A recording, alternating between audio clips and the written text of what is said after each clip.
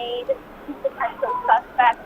Again, don't know much about those people who were hit with gunfire or much else that led up to this. We did see as we walked over here also that there were troops that were addressing a person or two who were on the ground. They seemed to be okay, but again, they were on the ground. The paramedics were addressing what appeared to potentially be wounds with support from running and from support of the parade wrapping up as well. People are definitely a little bit taken out here. We've had a lot of people walking over to us, asking us what's going on, asking us, if we do anything. Have seen a lot of people calling loved ones right in front of us. You're kind of at this corner that is just directly between the parade ending and then that walk to Union Station. So definitely seeing a lot of people do this and spot to call loved ones and make sure that they're okay, to make sure that they did get out of what was unfolding safely. I know we have some more crews who are a little bit closer who are trying to figure things out. Once again, when the parade was concluding, we did hear what sounded like gunshots. I know the Kansas City Police Department has been able to confirm a couple more things for us now as it's unfolded. And, of course, this is supposed to be one of the most special and just celebratory days of the entire year for Kansas City as we celebrate our teams and the fact that they're back to the team is not how we want this day to unfold or this day to end. So, of course, this is not information that we ever want to have to be telling them all here. But we're going to continue to make sure that we can learn everything that we can out here to continue to confirm that hopefully more people are okay. And everything we find out, we'll continue to report live, report back to you all once we are able to confirm it ourselves. I'll go ahead and send it back to you guys for verification. Thank you, Elise. And Elise mentioned we had several crews out there covering this parade, this rally today. Our anchor, Caitlin Canute, was also there. And Caitlin, can you tell us what you saw, what you heard? Well, Cameron, there was a lot of confusion. We were wrapping up the parade and talking, and then we saw people moving quickly. We thought maybe they were running to go see players, and then we noticed there was urgency, and then it turned to chaos. Some of our colleagues were nearby and said that they heard what sounded like fireworks. And it quickly, you came to realize that there was something very serious going on. It seemed as though then the threat had passed and people were moving still quickly, but we thought we were in the clear. We saw a bunch of people go in behind me here to Union Station, and then all of a sudden a flood of people came running out. We heard what sounded like another gunshot, and so if you can see right here, this desk here, there were probably 6 or 7 of us who took cover behind the desk and just got down and waited. Right now, wow. It's hard to describe looking at this, something that was supposed to be so joyful. Just turned so quickly, and you can see some strollers out here, and you never think you're going to be the one covering it when it happens, but it can happen anywhere. I spoke with a trooper earlier who said, I asked him, is it safe for us to be here? And he said, I can't guarantee that. He said, right now we do have people still sheltering in place inside Union Station. We're looking on the off chance that there is somebody hiding inside. We have not seen as much activity there, which hopefully is a good sign. But we have seen several people come in, EMS crews taking people out away on stretchers. Quite a bit of activity. So this is Union Station behind me. So over here to the right, that goes toward Union Station. That's where we have seen a considerable amount of activity. One trooper actually asked to borrow my phone. And I heard him talking to his dispatch and saying that in the chaos, I went running toward where shots were fired and lost my phone somewhere. So there was certainly urgency on the parts of first responders to identify that threat. We know going in, Chief Stacy Gray said they had more than 600 law enforcement officers. So thankfully, they were in position to respond quickly. But as you crews in the studio have been getting information even before us because we were hunkered down for so long, we understand that multiple people possibly shot, multiple people possibly injured, and that would certainly match up with what we have seen, at least in terms of people being carted away on stretchers. I know I have Kevin Holmes standing by. Kevin, come on over and you can share your perspective as well. Just trying to let them know what we saw. Yeah, it's I got to say, I never experienced anything like this. This was a very scary, 5 or 10 minute stretch. We saw people, as we say, walk out of that door right behind us. Not even walk, run hurriedly, and we just hit the floor. And we hit the floor hunkered down because shortly after we heard a loud bang, presumably a gunshot, and we later confirmed that several people had been shot. We don't know the extent of those injuries or exactly if it's still an active situation right now. We can see several police officers throughout the route, and as I said when I did a phoner a short while ago, Caitlin, it's disheartening when you see a lot of the belongings people had to leave behind because, of course, safety is most paramount. But you see like stroller. That baby stroller. You know, someone wanted to bring that with them when they made their way back to their vehicle, or several of the chairs even, you know. I see some bags, you know, who knows what's in that. You talked about the officer just now who lost his cell phone as he rushed to the scene to try and make sure that we could be safe. But those were some scary moments where we, you know, grabbed each other tight on the floor, wondering what was happening. And God love you, Kevin, for comforting me, you know, as I was down there. All of us clustered here. Gian was with us, and she, being the dutiful reporter she is, went out to go talk to people. Gian, where are you? Who are you talking to? What are you hearing? Hey, Caitlin, I'm actually not too far from the stage. I heard some people say that there may still be officers inside Union Station looking for someone, something, and so I'm standing as close by as I can before I get the clear to go out and about and look for witnesses right now. Just want to play it safe and you know, keep myself protected as well as those around me as officers are here working the area. But as you said, I think you and I were both on the floor of our stage earlier saying we report on this, but I never thought that I'd be there. And so definitely a confusing and a scary time. From my perspective of the situation, you know, the rally was just wrapping up, and all of a sudden I saw a big crowd of red, a sea of red just kind of run towards our stage to the left of us. And then maybe 5 minutes later, the back right corner of the stage, people started screaming and caving in that way, and so that's when we ducked and held on to each other. And, you know, Kevin kind of just put his arms around all of us, and we started making phone calls and texting while also trying to stay on air and bring you guys live coverage of this, because we want you guys to know what is happening here. You know, it was supposed to be a day of celebration. I think we're all just staying put to try and figure out what's to come and what really happened here today. And I will be, once I get the clear, walking around the parade route trying to find witnesses, anybody who heard anything, anybody who saw anything, so that we can bring you more information on what exactly happened here today. But, yeah, I'm currently squatting on the side of the stage right now, just waiting for any direction from officers that are walking by. So we'll send it back to you for now. Gian, I got to say, stay safe, and I'm glad that you are safe right now as we try to assess the scene and figure out exactly what happened. As you saw, as Gian was talking, we saw one man in like a red sweatsuit who was in handcuffs. It's unclear exactly what role he may have played in all of this. We're hoping to learn more right now, but still a very fluid scene right now as you see several officers kind of securing the perimeter. Just, I would say, within 150, 200 yards from where I'm standing, I see at least 40 officers. Yeah. And that's probably a modest count right there. You see right there on your screen at least a dozen right there. And we're seeing different agencies, too, certainly represented besides just KCPD, seeing officers in Army fatigues, whether that's part of a SWAT unit or that's hard to say, because they, I mean, multiple agencies were out here for the parade. Exactly. We know, and we saw an officer running by with a long gun at one point. So definitely there was a very quick response, but at this time, at least from what we saw, it was so chaotic that it seemed as though there might have even been multiple locations. So I'm sure that's something they're still trying to sort out at this point. By the looks of things, it appears traffic is gridlocked. You kind of expected that right now, but a lot of people probably, their heart's beating even faster right now, just trying to figure out exactly what happened and hoping that they have the vitals with them right now. We're going to toss things back to Dia and Cameron in the studio now to see if you have received any new information from authorities. Dia? Yeah, guys, we have, and unfortunately, Children's Mercy Hospital is treating multiple children as a result of this shooting today. Multiple victims who are children being treated at Children's Mercy Hospital right now, out with their families, no doubt, at the Cheif's parade. Other hospitals in the area have also confirmed they're seeing patients. Kansas City police tell us 10 victims in this shooting today that happened west of Union Station near the garage after the Chiefs Kingdom Champions parade. 10 victims, and of those, multiple children.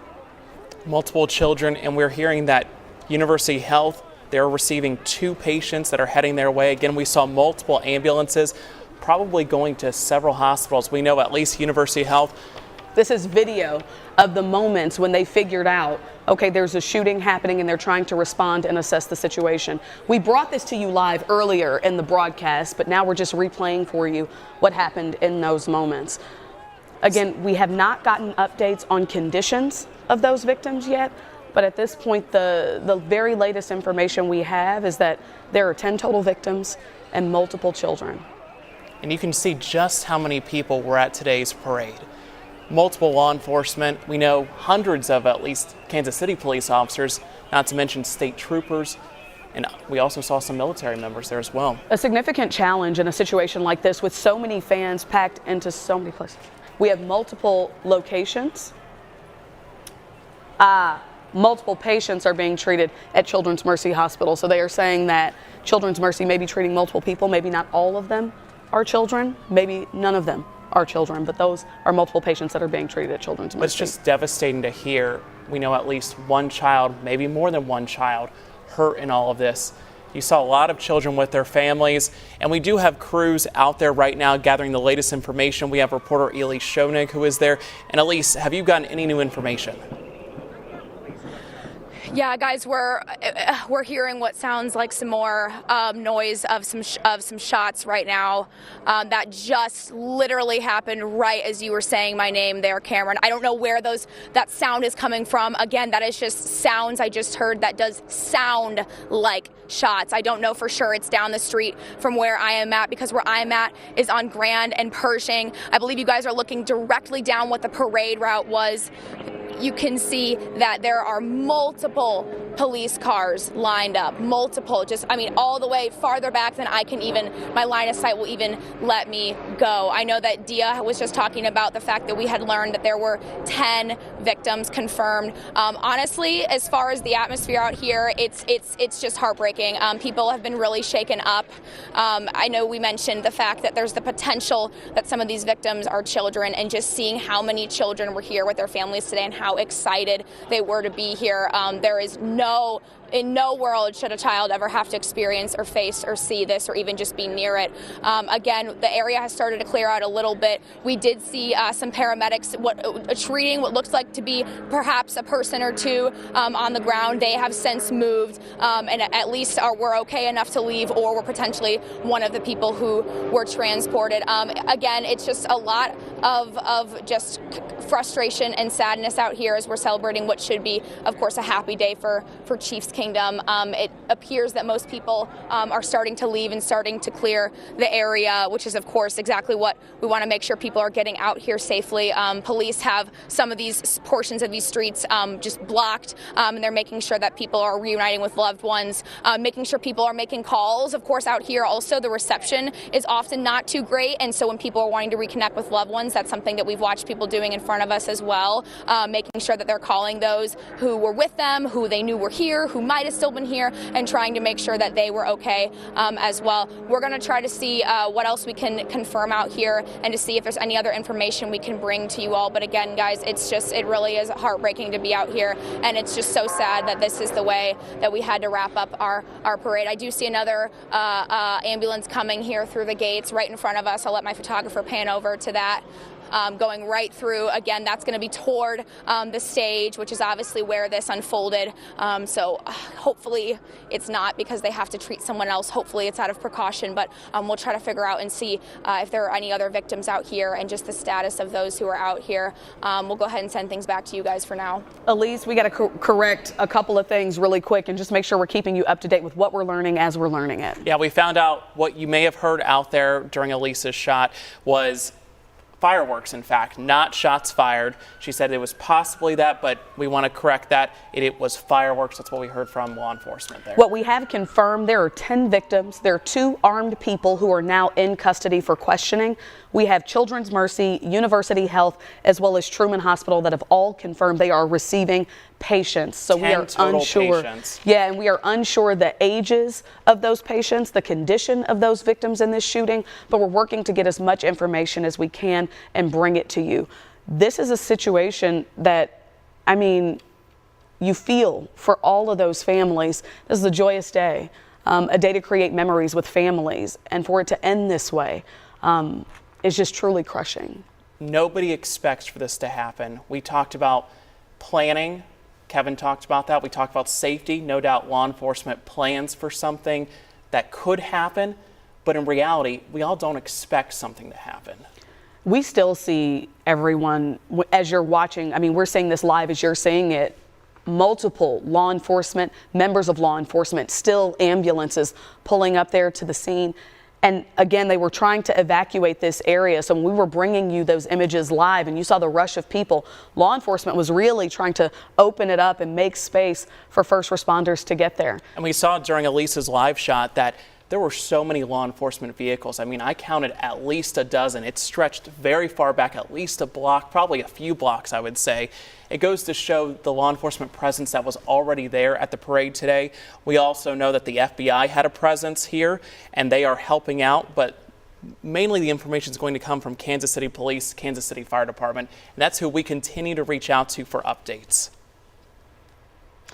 All right, we're going to go to Daniela Leone, who we also have there on the scene for us. Daniela, please tell us what's going on, what you're feeling, what you're seeing. Hey, Dia, it's a lot happening right now. You can see behind me there is a heavy police presence happening all throughout Union Station. I was one of the first reporters who spotted the officers running. In fact, I was with Steve. We were right next to Union Station, our photographer, and we saw officers running in all different directions. We're going to pan the camera this way because there are victims being taken out. I'm seeing one out in the stretcher this way over here. That way we give them some privacy. We're still trying to figure out exactly what is going on. We did see a man who was arrested. We don't know the connection yet. We were trying to get details from officers, but they kept telling me that it's a very fluid situation out here. We've been trying to talk to people. They simply are telling me they heard shooting and people started running in all different directions. Again, this is a very new situation right now happening at Union Station. Definitely not the scene that, we were used to this morning. It's definitely turned into a nightmare. I'll be completely honest. A lot of people have left their belongings, as you can see out there at Union Station, running in all types of directions.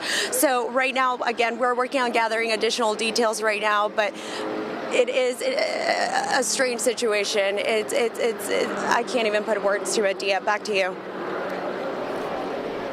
Thank you for that, Daniela. We're actually starting to get reaction now from players on the Kansas City Chiefs, the people who were right there on the stage there at Union Station to celebrate with the city. Yeah, Drew Tranquil just posted on social media, please join me in prayer for all the victims in this heinous act. Pray that doctors and first responders would have steady hands and that all would experience full healing. We also heard from Governor Laura Kelly in Kansas. Let's pull up that tweet for you if we can. No doubt sharing the same sentiments as well. She said in her tweet, at the end of the Chiefs rally, shots were fired near Union Station. I have been evacuated and am out of harm's way. I encourage everyone to follow instructions and updates from KC Police. Please stay safe. We can't stress that enough, staying safe. We're going to send it back out to Caitlin Canute there, who's live for us at the scene alongside Kevin Holmes. Have you seen anything new, guys? Have you learned anything more? Well, since you last came to us, we saw someone being hauled out of here in a stretcher. And in fact, I'm going to see if Al can kind of pan to the left. You can see some of the stretchers still off in the distance, as well as a crowd right over there. That's kind of near Kessler and Pershing right here, kind of where folks will turn in to seek parking as they make their way inside Union Station. Very somber and solemn scene around here right now, Caitlin. And it was, I mean, I just speaking from personal experience, I've never been in the midst of something like that, and it was frightening for a moment for us. Very frightening. We've covered them from afar, and apparently it was our turn. You can see we've got at least 4 ambulances right there, a fire truck over on the other side. I can count at least 1, 2, 3, 4, at least 5 ambulances on the other side. It appeared the person who was hauled out on a stretcher was a woman.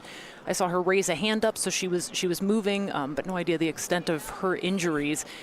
And at the time, again, we've mentioned that people went inside for cover and then suddenly came running back out, but that's where we believe the Chiefs players were, that they had all gone into Union Station. So certainly waiting to get word from the Chiefs organization that they were all okay.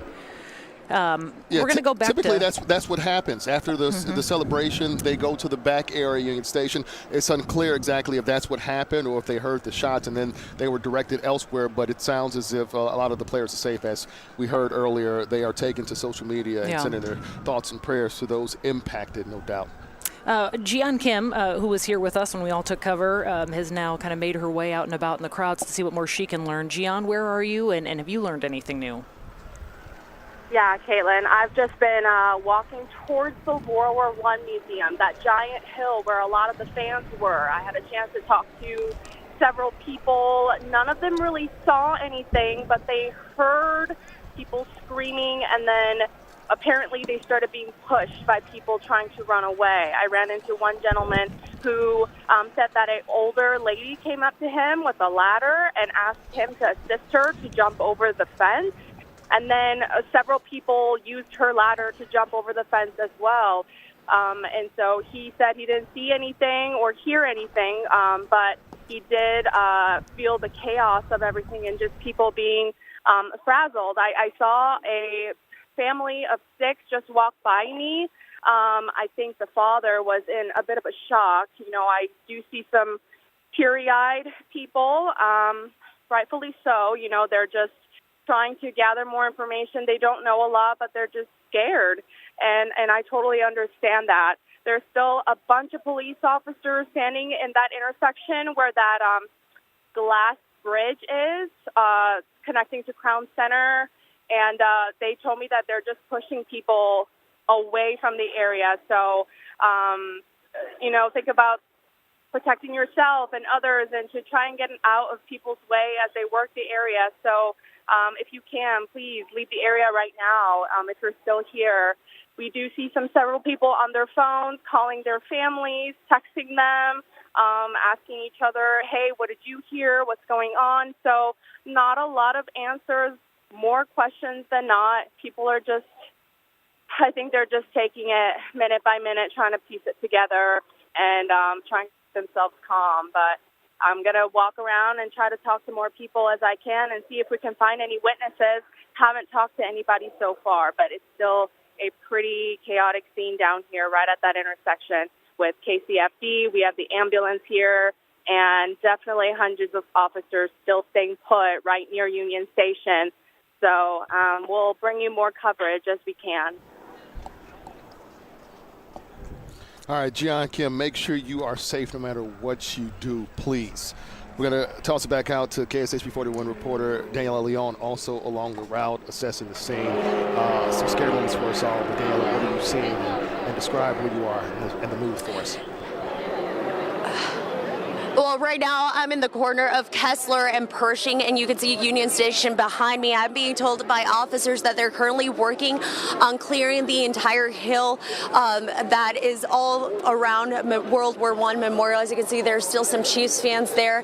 They told me just to tell viewers to, if they have family members, friends, you name it, to please help them in clearing out the scene. This is a very active scene. It's a large scene. We were scooted. We just keep on getting scooted back and back. They keep telling us that this is part of a crime scene. This is part of a crime scene. So as you can imagine, these officers, I'm not sure what they're dealing with right now, but it is a pretty massive crime scene. I keep seeing people being pulled away in ambulances. I saw about 3 people being taken away so far since we started hearing those gunshots. We heard multiple gunshots. Again, we did see someone in handcuffs not too long ago being escorted away. We're still working on figuring out that individual's connection to this ongoing shooting. I'm seeing multiple law enforcement agencies. You can see KCMO is here. Members of the active duty are here as well.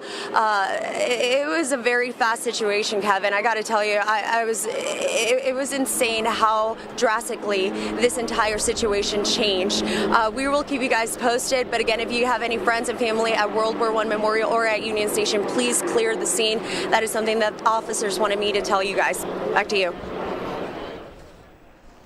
Daniela, thank you. Make sure you are safe. It is hard to put into words the sadness that I feel in my heart right now. This is such a celebratory moment. It should be, at least.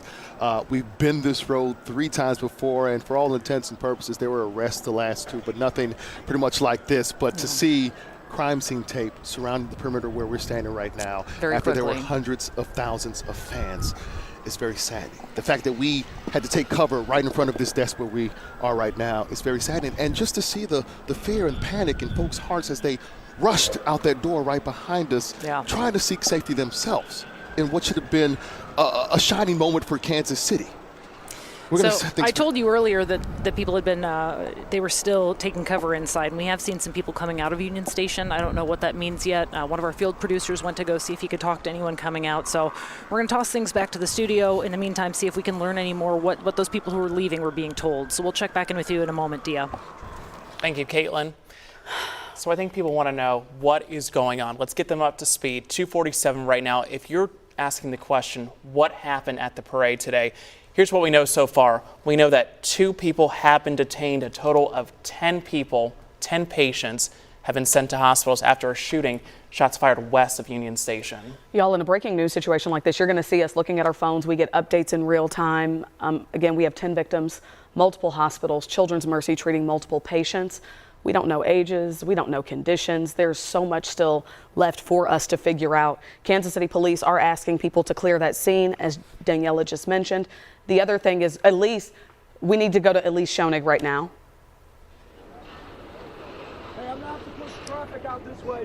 Hey guys, it looks like they are kind of behind us, clearing out some traffic. You can see they're actually moving the gates of the parade. We might have to move our spot here in just a little bit. It looks like they're trying to clear up the parade scene as they handle, of course, what's going on, what's been going on ever since the parade had wrapped up. I did want to bring, this is Lester. He was in the middle of just the chaos, and you came up to me and said that you were able to see just some of this unfold. Can you just talk to us about what happened and what you saw?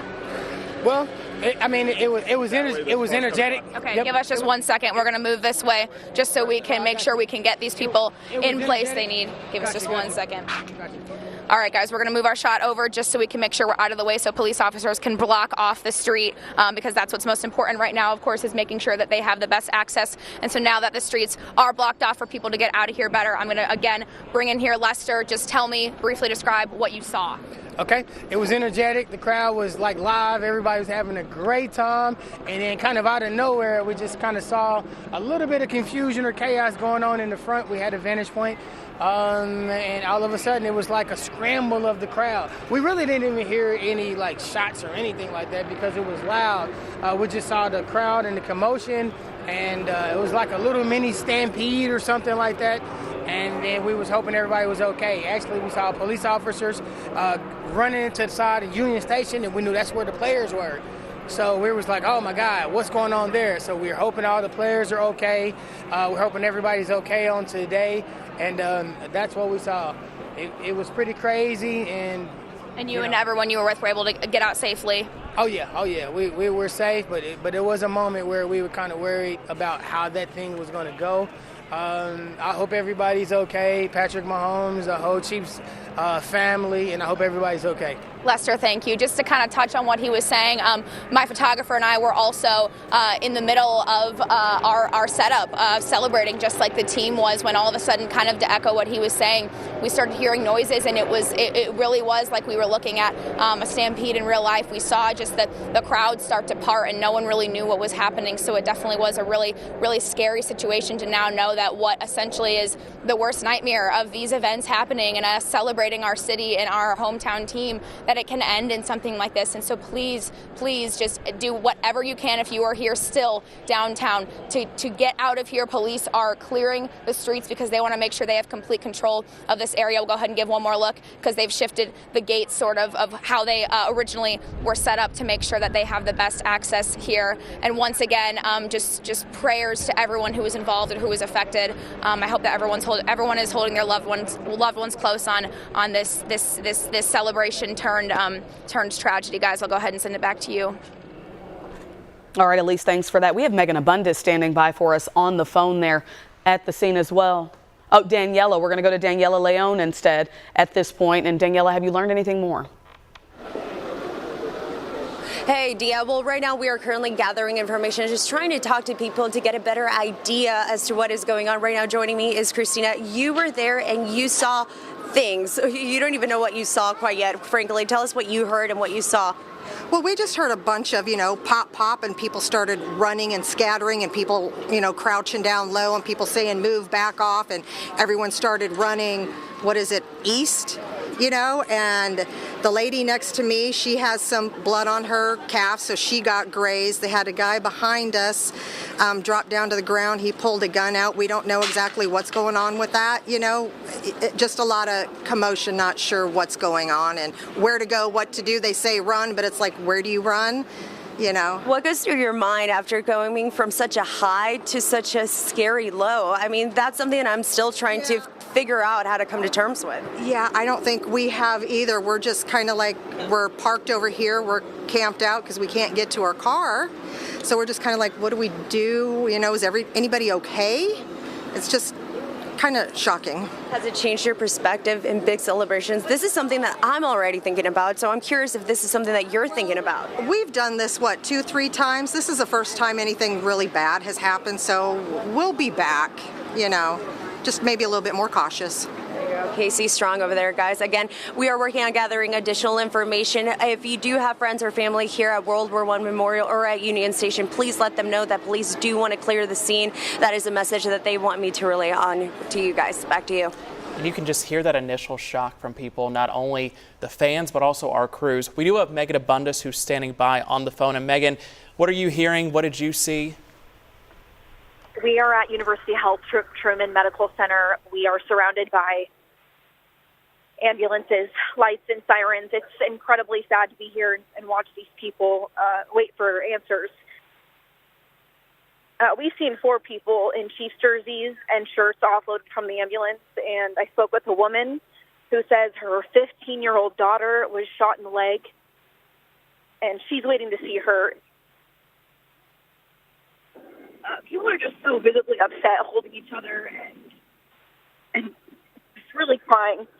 To go from such joyous times to what we're seeing right now, it's really hard to look at.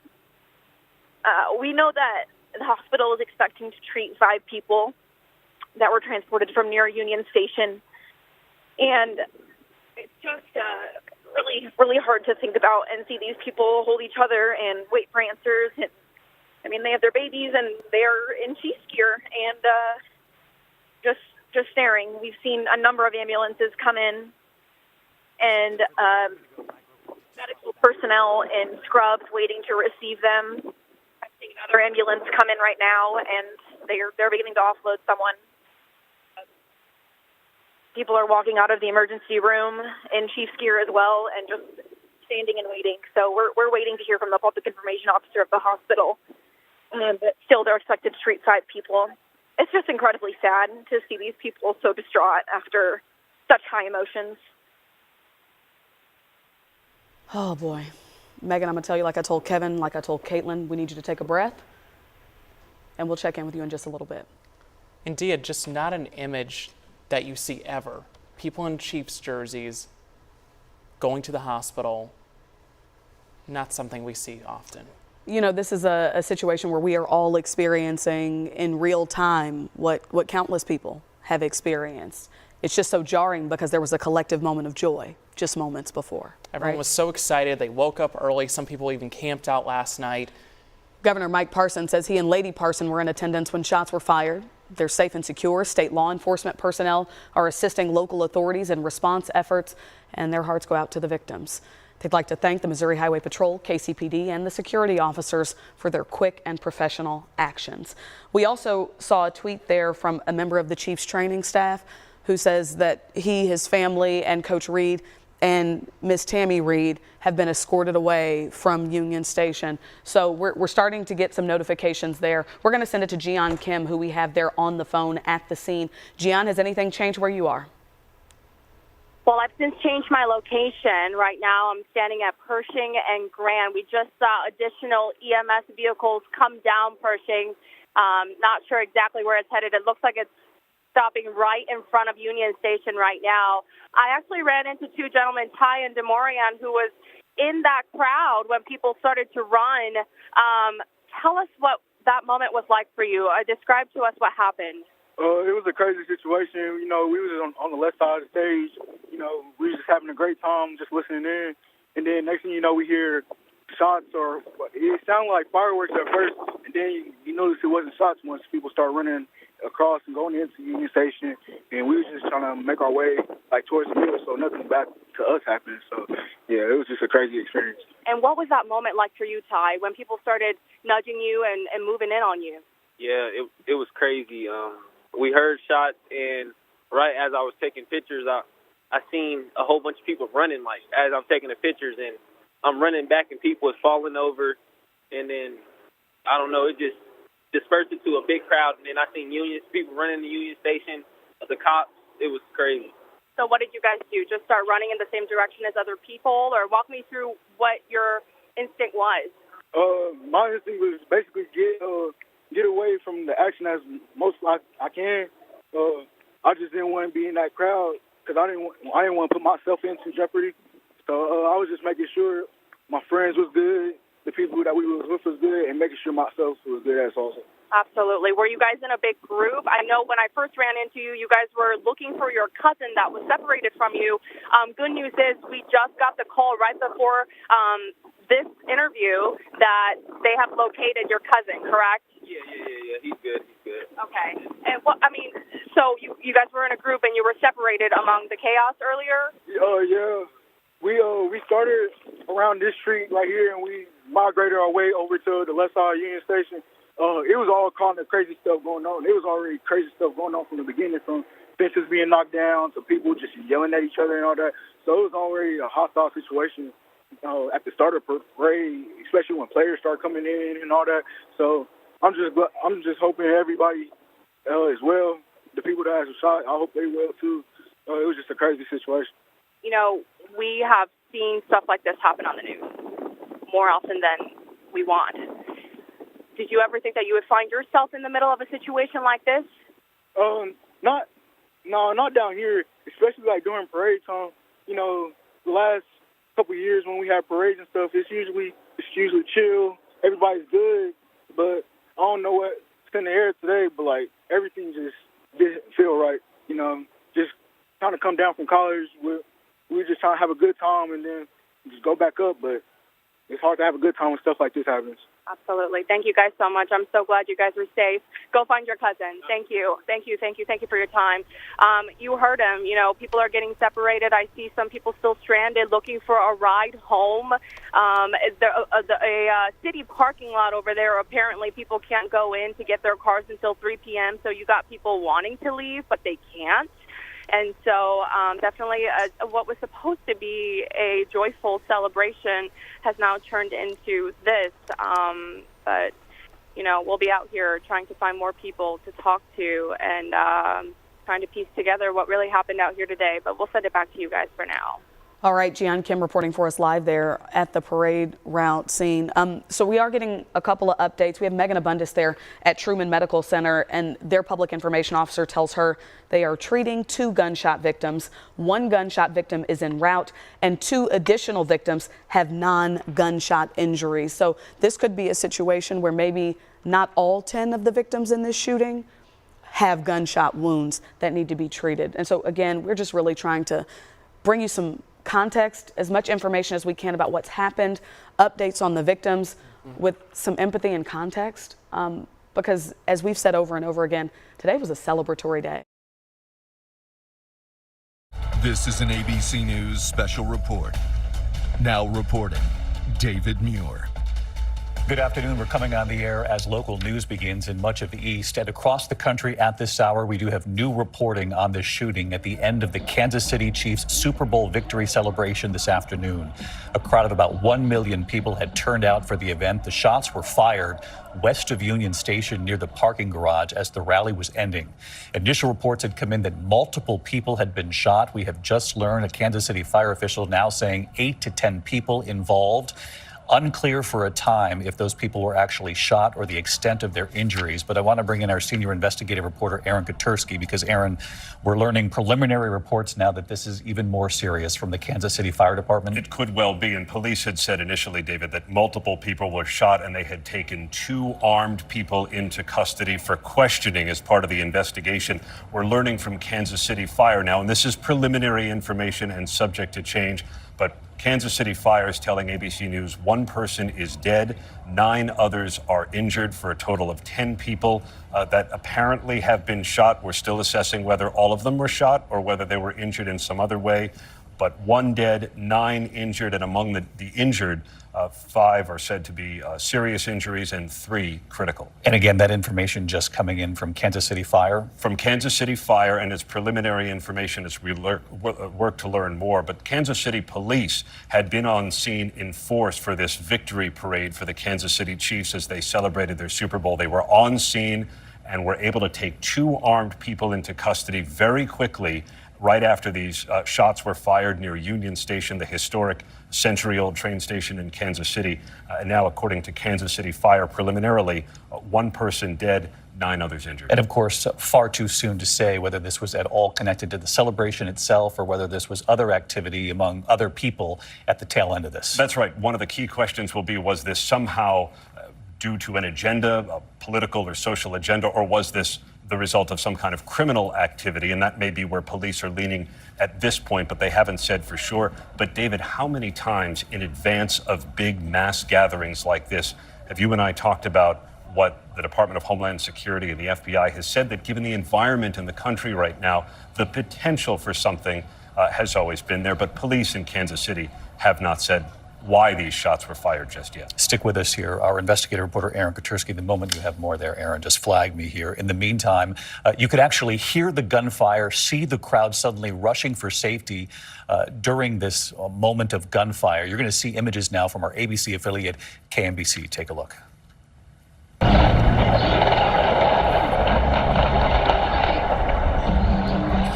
Hear the gnat sound there of the gunfire as it was erupting, the crowd moving to get out of the area. The Kansas City Chiefs were actually being escorted off the stage when those shots were fired. People obviously had already begun to head home. Police say several victims again struck.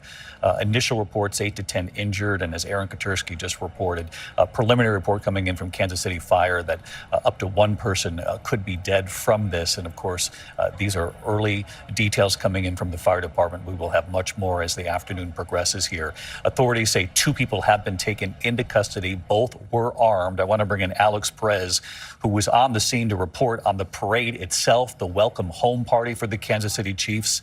And now, of course, this. Alex, can you describe the scene for us? Well, David, it started as a joyous celebration and ended in tragedy. There were literally thousands of people in this field behind me here. Those 3 arches you can see there over my shoulder, that's Union Station. The stage was set up right in front of Union Station. The players were addressing the crowd from that stage. The event, the rally, had just ended. It was wrapping up. The players were starting to make their way off of the stage, and that's when that gunfire erupted. And David, as you might imagine, when there are thousands of people in a crowd close together and they hear gunfire, immediately there's panic and there's chaos. And there were hundreds of people that we saw running out of the area, trying to get somewhere safe. We understand from the Kansas City Police Department, this is still an active situation. They're trying to figure out what exactly unfolded here. Just a few seconds ago, David, we saw what looked like a SWAT team sort of run into the garage building that is behind Union Station here.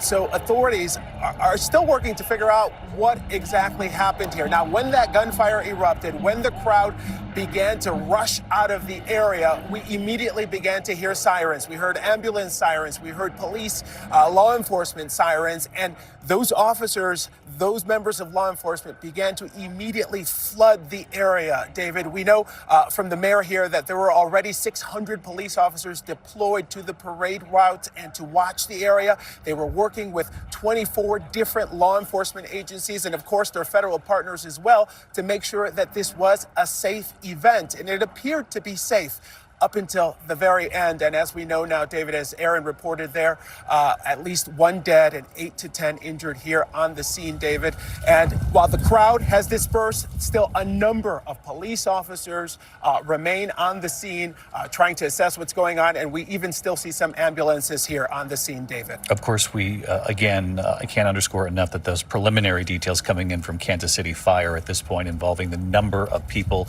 potentially shot here. Alex Perez describing the scene for us. Alex, our thanks to you. We're told at this hour that a White House official telling ABC News they are closely monitoring the shooting, of course. At the end of the Super Bowl parade, federal law enforcement officials are on the scene to aid local officials there, something that Aaron had told us earlier, and in fact likely in place just because of the size and scope of this event. You can see the pictures there of the crowd. These were the pictures coming in from KMBC, our ABC station, moments after the gunfire. You can see the sheer size of the crowd that had gathered for the Super Bowl champs. I want to bring in one last person here before we turn you over to your local news here in the East, and then the rest of the country, of course, will have more coming up here on World News Tonight. Pierre Thomas is our Chief Justice Correspondent. Pierre, what are you learning from federal sources at this hour? Well, I spoke to a key federal source, David, who said there is no information so far coming from the scene suggesting terrorism or some kind of political act, that it may, early in the investigation, appear to be something criminal, David. Typically, in a situation like this, you'll have law enforcement at the federal level get a quick sense if there's anything suggesting terrorism or some kind of political event. Obviously, the source said they're just very concerned that guns are so ubiquitous, so anytime you have a crowd that large and loud, you could have a situation like this, David. The Justice Department, the White House, ATF, other agencies trying to get information from the scene because they need to make sure that this was a contained event. Obviously, very concerned either way, David. Pierre Thomas, our thanks to you again. Multiple people shot at the tail end of the Super Bowl victory celebration in Kansas City. The Kansas City Chiefs were just being escorted off the stage. This was west of Union Station near a parking garage there. Unclear if it was connected in any way to the celebration, the rally itself, but obviously federal and local authorities were concerned given the sheer size of this crowd that had gathered and the security threat in this country, the heightened temperature, if you will, across this nation. Our team is going to continue to work this. I know for many of you, your local news teams are standing by. Our coverage will continue. ABC News Live, abcnews.com, and I'll be back with the entire team for World News Tonight just a short time from now. I'm David Muir in New York. We'll see you then. Good day. You know, if what has happened, it's just been hard to see people visibly upset, holding each other. We're waiting for word on if more people will be transported here, and we'll continue to keep you guys updated. All right, Megan, thank you so much. Hey, as of right now, a tweet via KCPD, the only reunification site left is Union Station. So for some reason you're not with your loved ones, you may want to go right here where we are right now. It is a secure perimeter. You can talk to an officer and they will make sure that you are reunited with your loved ones should that be the case. But as of right now, this is the only reunification site left. And that's somewhat reassuring for us being here right in front of here. I can't stress enough what a front row view we had to that happening in real time. Seeing the crowd go from joyful to suddenly terror to chaos and panic, and not knowing what was happening. Like so many in the crowd, we were right there with them, as was Elise Schoenig. She's out there along somewhere out here, and I'm not even sure where you are, Elise, but if you could tell us, are people where you are they okay? Are they trying to get away? What's happening there? Yeah, we're here on Pershing and Grand, which is the area that police have started to actually block off. You can even see there's more EMS crews continuing to make their way directly toward Union Station. As you can see, more police cars driving. And if you pan even to the right, you can even just see how many police cars are still just parked and blocking this whole area off. We definitely have an all-hands-on-deck situation here, as understandable. Just hearing my colleagues who are at various spots taking part in this coverage today and who are watching a lot of really hard things unfold in front of their eyes. I'm in disbelief. It's shocking.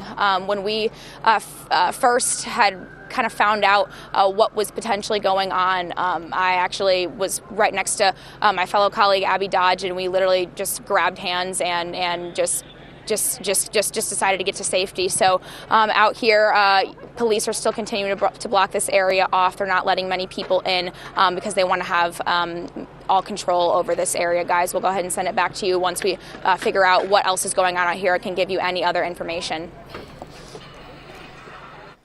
All right, Elise, we have some new information to report, and it's not what we want to, but we have confirmed one person has indeed died. 3 people are in critical condition, and 5 are in serious. This is still a fluid scene right now. As we've mentioned, we are surrounded by yellow crime scene tape in what was just an hour ago a celebration of the back-to-back world champions. So this has really taken a somber note, and it's still a very fluid situation here. And so many law enforcement officers all around the area, EMS crews who are standing by, and I cannot tell you how quickly they jumped into action. It was, you just tell them, thanks for being here. You make me feel a little bit safer. I mean, they jumped into it, they ran toward danger, and that's what they do, and we appreciate them. We certainly do, and right now they're gathering. In fact, I see several of my friends on the police force right now just trying to secure the perimeter and trying to figure out what the next plan of action is here at Union Station, where celebration has really taken a turn for the worse here. And we know deadly. It has turned deadly. Again, 1 dead, 3 in critical condition, 5 serious. We don't know their ages. We don't know the extent of the injuries of those who were injured. Jeon Kim has been, after making sure that the threat was over immediately here where we were hunkered down, she jumped up to do her job, and she went out to go talk to people and see what she could learn. Jeon, we're going to toss things back to you. Hey guys, we are still at Pershing and Grand, and I think this is where most of the people are being pushed out to. You see people lingering around trying to find rides home. We see, hello? Keep talking, Gian. Come on. Oh, okay. Yeah. Sorry, there's some connectivity issues out here as well. I'm just on my iPhone bringing you all of this as I see it. There's a lot of people just kind of scattered about at Grand and Pershing, and this is where people are calling their Ubers and waiting for their garages to open and trying to find people that were lost, that got separated from them in all of the chaos. I ran into Brian here. Brian, you were there right next to Union Station, but on the other side of the station. Yeah, so we were just waiting for the crowd to clear. Obviously, there's a ton of people, and not thinking anything of it, I noticed cops just running towards, and I didn't think anything of it. And then out of nowhere, my wife is grabbing our daughter and running. And like, what's going on? And then I just see everybody run, and that's pretty much that I see. And shooter, and that's everything that happened fast. And we're just hanging out to get our stuff. We just ran as fast as we could to make. I'm sure your wife and children here just to have a day of celebration and make great memories as a family. What's it like for you to be here now? Definitely a lot different. We've been to all 3 parades, and obviously this one was a lot different. So, yeah, it was just with my daughter, having to experience that. She was just saying she was feeling a little shaky, but at the same time, she's okay, which, that's all that matters. And, yeah, just unfortunate that this has to happen, and not the best way to end a good celebration. And I ran into you and your dad waiting out here. You were separated from your things, and you're waiting so that you can go back in there and gather your belongings. Yeah, a couple strollers that we have, and they told us it might be a few hours, so I guess we're hanging out, and hopefully everything works out for the best, because, yeah, we just wanted to make sure that everything was safe. People over things, right? I'm just happy that you and everybody in your family is safe. We will get your things when it's time to get them, but I'm just happy that you're here with us. Thank you so much. I appreciate it. We'll send it back to you guys. All right, John, thank you so much. And several of the players right now taking to Twitter, including Patrick Mahomes, with the tweet saying, praying for Kansas City. And I think at this hour, we certainly all are after what has taken place. We had crews along the parade route. We had crews here at Union Station with us. And unfortunately, now we have crews outside the ER gathering the latest details from police and fire crews who are still working to secure the scene and to try and figure out exactly what caused all this chaos. Right about now, we were supposed to be bringing you the highlights of today's rally. It was supposed to be the fun moments and the the moments we all cheered about, and instead something much, much different. This day has ended in a way that none of us could have anticipated, or certainly would have hoped it never would have turned. Danielle Leon was also with us on the stage when shots rang out. She's also out there doing her job despite going through moments of absolute panic. Danielle, you're doing a great job. I just wanted to tell you that and see how you're doing out there and who you've had a chance to talk to. Thank you so much, Caitlin. And I appreciate, Caitlin took a moment to just give me a hug and say, hey, breathe, it's okay. But it definitely was a scary situation when you see cops running from different directions, people jumping barricades. And joining me right now is Monty. You were actually there on by the stage, and you were collecting confetti. Tell us what you saw and what you heard, Monty. Well, the first thing I saw was Casey Mo's finest jump the barricades, and they were telling everybody to move, move, move. And they went inside the building, and probably 1 to 2 minutes later, everyone started running out of the building, and you could hear people yelling, active shooter, active shooter. At that point, we were picking up confetti on the other side because I kind of followed the police over the edge and picked up confetti with another guy, and they told us to hit the ground, and that was pretty much it. Didn't really hear any gunshots. I was on the east entrance, but there were plenty of people running out of the building. And you're right now currently waiting to get your car because it's at Union Station right now. Have you heard any updates as to when you're going to be able to get your vehicle? You're one of many people waiting for an answer on that. No, we haven't. Obviously, they've got the area secured. You got the FBI here, Casey Mo, Prairie Village, Olathe. Got all the police here in force, and everything looks good. They're handling it. I mean, it's just one of those things we got to live with. It's a new world, so. Has it sunk in at all that this happened? It was such a high. I was interviewing Chiefs fans talking about Valentine's Day to end like this. Has it sunk in at all? Yeah, I mean, yeah, absolutely. We can't live in fear. Fear is a false exaggeration appearing real. And these people are here to handle that, and I think they did a good job today. And, I mean, it's just an unfortunate situation. You got some people that were hurt, maybe one fatally, but they're doing a good job. So. Thank you so much for sharing your story. We appreciate it. All right, guys, there you guys have it. Again, they're still working on clearing out the entire scene. There you can see there's still a lot of Chiefs fans waiting to get into their vehicle right now, and I'm going to send it back to you guys. But before I do that, I do want to tell my friends and family who keep texting me, I am okay, you guys. To my mom, I know she's been calling me, Mom, I'm okay. Don't worry about me. Sending it back to you. We're glad you're safe. If you need to take a breather, by all means, make sure you do so. And as Daniela, to her point, there are still several people who are kind of in limbo because they're waiting to get inside to their vehicles, but their vehicles are now in the midst of what's a crime scene here. Yeah, you heard that man talking about the stroller, and we told you we have one just to the right of us here recently. And again, we've been catching up on this much as you at home are, scouring various sources and texting with our crews everywhere. And one that Megan Abundis has been on the phone with folks over at University Health, and they said all family members with family taken there are to go to the hospital chapel. That's where we're going to bring people in. So loved ones getting that call they never want to hear. And please excuse us. I mean, some of us are a little emotional, but nothing really prepares you to have a front row seat to something like this. Yeah, it does. It doesn't. I mean, it's something you can never really prepare yourself for.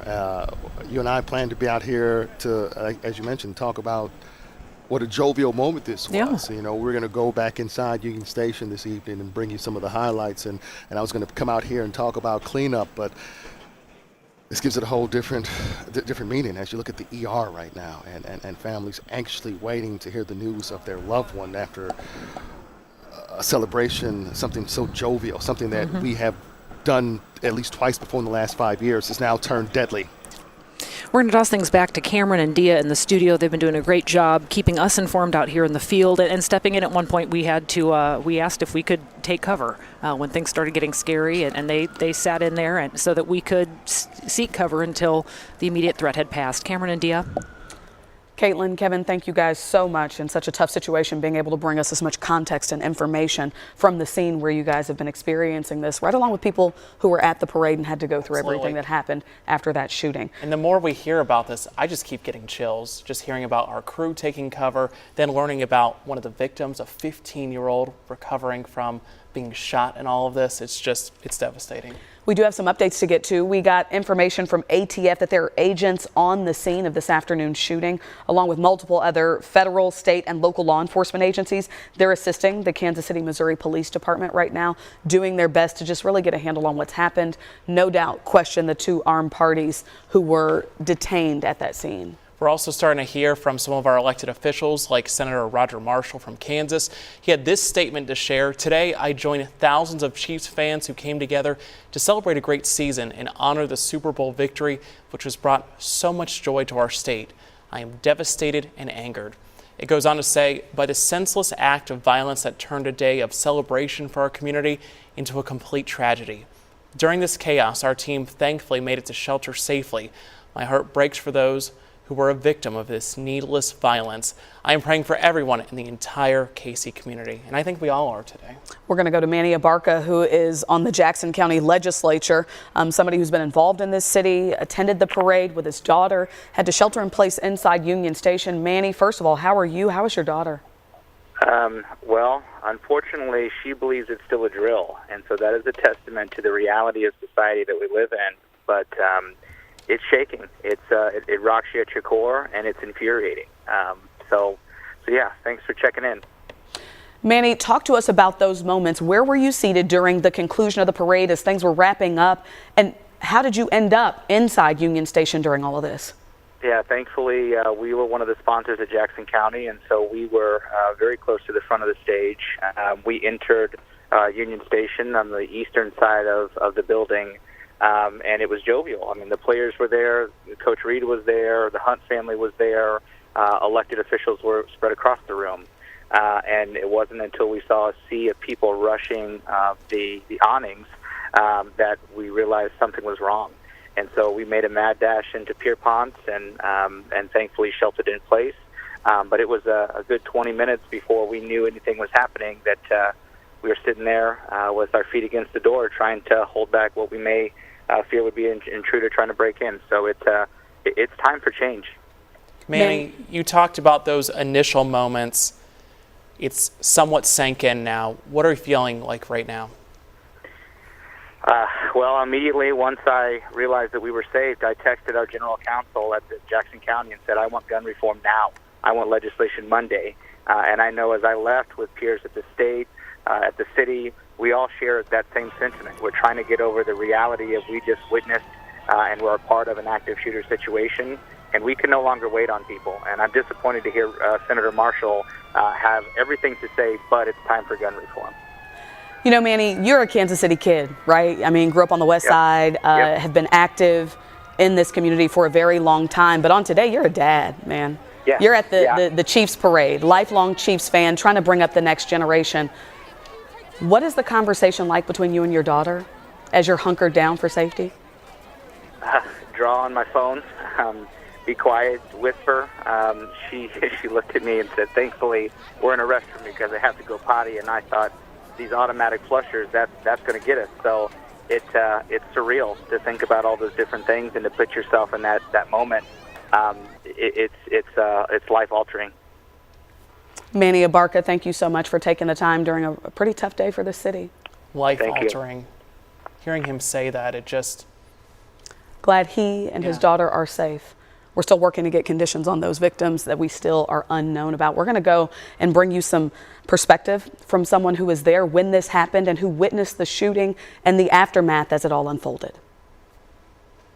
It was a loud sound. Like, we definitely heard the shot, but we weren't really sure. Like, it wasn't instantly like, oh, that was a gunshot. Like, it took a second to react.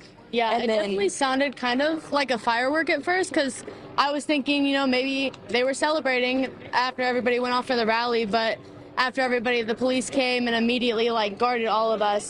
So that's when we kind of realized it was a more serious event, and we all just kind of ducked down by the fence while everybody kind of just protected everybody standing by that fence. There were tons of like police officers and troopers and stuff surrounding us right away when it happened. It was definitely a scary moment. I wasn't expecting something like that for the Chiefs rally, but the police did a good job at making everybody feel safe and comfortable, and like they were protected, so I wasn't as scared as I felt like I would be.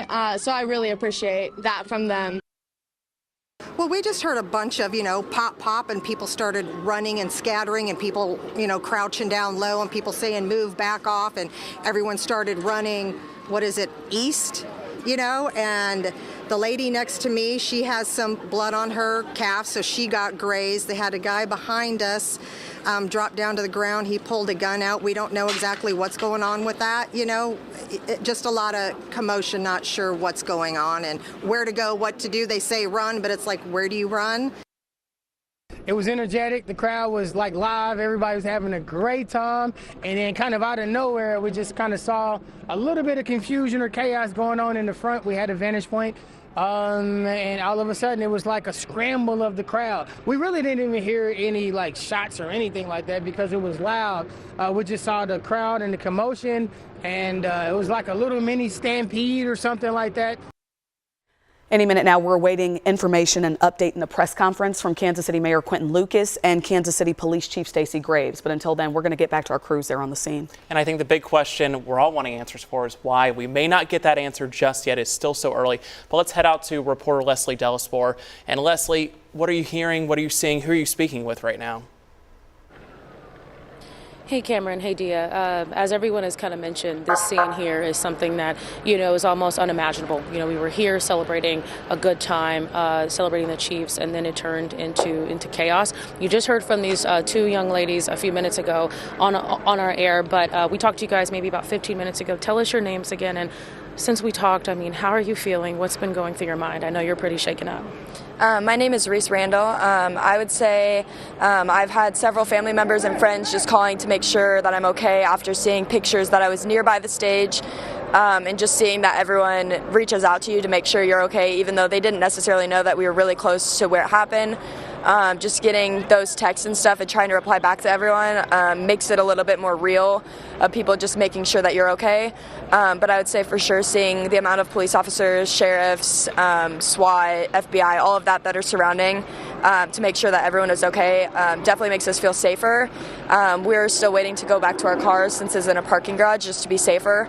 But just having the amount of people surrounding to make this as safe as they can and detaining people that seem suspicious to protect us definitely makes us feel better about it, even though it's a surreal and shaken up experience. Yeah, and again, tell us your name again and just kind of, what has your family been saying? How are you feeling from 15 minutes ago when we talked? Yeah, so my name's Shayla Flowers. Immediately, my dad called me after. The service wasn't great, so he called her because she's part of our family. So to know that within 2 minutes, something like that came out to the news where people were calling and texting and making sure that we were okay was definitely something that made it more real. But even 30, 45 minutes after we left that area, people are still around. Cops are still, making people move, and we're waiting to go to the parking garage. To know that something like that's still going on later, it definitely makes it more real and a more surreal experience.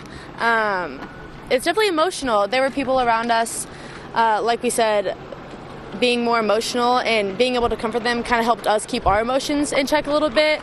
But to know that there were people that were protecting us, like the police and even father figures, was definitely making us feel a little more comfortable in a situation that you don't expect to happen on a day where, the Chiefs are back-to-back champions and you come to congratulate them and to have a parade. So it was definitely an experience that we didn't expect to have when we woke up at 6 a.m. this morning. I see you're getting emotional a little bit. Those tears, are they coming from just a sigh of relief that you're safe, or the fact that this happened? What's kind of going through your mind right now? I would say just seeing things come out of nowhere. We were just between interviews kind of just sitting there looking at pictures that we had taken from the event and seeing literally 15 minutes before having to walk up this direction and being escorted out, maybe 5-10 minutes before we heard the shot, just literally taking a picture in front of the fence way that was blocking us from players, and just seeing that we were literally standing right there taking pictures and just having a good time, and something like that can be ended so quickly with something such as an active shooter or even just a threat of that, but being able to hear it just made it even more real for us. And being right there. But again, having people reach out and having police officers around us and people that care about our community to comfort us. Well, I want to thank you guys for talking with me, and take care of yourselves. Go home, get some rest, and tell your families that, you're okay. So, Dia and Cameron, I want to send it back to you guys and make sure these girls get home safe. All right, Leslie Dellismore reporting for us live there with some people who witnessed this and had to experience it, and some really tense moments there. Absolutely. You saw one of the girls she was interviewing getting emotional. I think that speaks to what a lot of people are feeling who are right there in the middle of the chaos. We did get an update from one of our hospitals, University Health, about the number of people they are treating. They tell us that they are treating 4 gunshot victims and 8 other individuals who were not shot in the incident. So this is, again, a very fluid situation. We're getting more information as it unfolds, right? I mean, our hospitals, our first responders are all trying to assess and gather and just bring us the most up-to-date and accurate information, and we're going to work to do the same. So we're going to go ahead and send it out to our crews there live at the scene once again, and I think this time we're going to have Daniela Leon again reporting for us, and you're standing by with someone. Yeah, that's right. Good evening, guys. I'm sorry. I apologize. I've been here since 4 a.m. Again, this was supposed to be a day of celebration, and it's just still shocking to see how it has turned out. Joining me right now is a mother-daughter duo who are holding each other a little closer right now because of what happened. You guys were so close to it. You guys aren't letting go. Talk to me about what happened. Introduce yourself first and talk to me about what occurred. My name is Amy. This is my daughter, Michaela. We were down over really close to the situation. We saw people starting to jump over the gates, and then they were telling us to run, but then they said active shooter, and then so we just dropped down to the ground. My daughter tried to climb on top of me to protect me, and I tried to just hold her so nothing would happen to her. That's a very tough situation. You guys are not letting go. Talk to me about just how scary that was, and the comfort in being safe, both of you right now. It's very scary. I mean, this is our second situation. I don't know, a while back, about Highlands Elementary. 8 years ago, we were at work at Highlands Elementary where there was an active shooter across the street, and we had to race all the kids to the gym and, wait for the parents to come and get them. So being with my daughter, making sure she's safe is my number one priority, and coming down here to celebrate and then on such a sad note. It's devastating. It's been very hard. Have you guys been able to talk to other family members? I know you guys had a group out here. Yeah, our cousin and aunt are over there, and then my sister was picking up our babies from the babysitter, and my dad has called us, and he's in Oregon. So we've been talking to people. They've been, I think my cousin had 31 messages asking if we were okay. And we can't leave because our car is parked in the garage, and they have it closed off as a crime scene. So we can't even leave to go home to be with our family. And that's what you guys want right now, is just to be with the family. Again, thank you so much, ladies, for sharing your story. Again, this is just the many stories and the many voices that we're giving you guys. Again, still shocking for a lot of people to just come to terms with what occurred here at Union Station. I'm Danielle Leon reporting for KSHB. Back to you. Daniela, we're going to take over here at Union Station for just a brief moment. We were actually in the prime location for the parade and for the celebration here with the stage behind us, but as of right now, we are in the midst of a crime scene. So Caitlin and I are going to have to regroup. KCPD asking us to leave where we are right now. As I mentioned maybe 20 minutes ago, we're surrounded by the yellow crime scene tape. So as a result, this is still an active scene. Caitlin and I are going to have to regroup to higher ground, and we hope to bring you more reports of what we are seeing and everything to keep you and your family safe and make sure that you guys are reunited with your family and know the latest on this developing situation. So bear with us as we log off. Again, we don't want to hamper law enforcement's efforts. We want them to be able to do their jobs, and we don't want to get in the way. It's trying to balance that fine line by also giving you the information that you want to know at home too, and understandably so. So we have KCPD standing by to escort us out of this crime scene. It will take us a little while to come back to you live because we were hardwired into the system to bring you the parade, so we don't even have the tool to go immediately live once we get outside of that yellow crime scene tape. So if you don't hear from us, we are okay. We're moving to comply with police requests, and we're going to try to get back up live as soon as we can. In the meantime, we'll try to see if we can learn some new information. All right, Caitlin, Kevin, thank you very much for that. Here is a live picture for you. We are again awaiting that press conference from Kansas City Mayor Quentin Lucas and the Chief of Police in Kansas City, Stacey Graves. It looks like they're now testing the microphone to make sure the audio is clear. As soon as they step to that microphone, we will bring you that press conference live. Should be happening any minute. In the meantime, we are starting to see more responses from Chiefs players. Justin Reed tweeting this out in the last 20 minutes or so, saying, praying for everyone in Kansas City at the parade. We're seeing a lot of prayers today from players and other people in our community, and we need them right now during this time. We want to be able to bring you more of the reaction, some of those voices of the people who were there at the scene, at the parade when the shooting happened. Let's listen in now. First thing I saw was Casey Mo's Finest jump the barricades, and they were telling everybody to move, move, move. And they went inside the building, and probably 1 to 2 minutes later, everyone started running out of the building, and you could hear people yelling, active shooter, active shooter. At that point, we were picking up confetti on the other side because I kind of followed the police over the edge and picked up confetti with another guy, and they told us to hit the ground, and that was pretty much it. Didn't really hear any gunshots. I was on the east entrance, so but there were plenty of people running out of the building.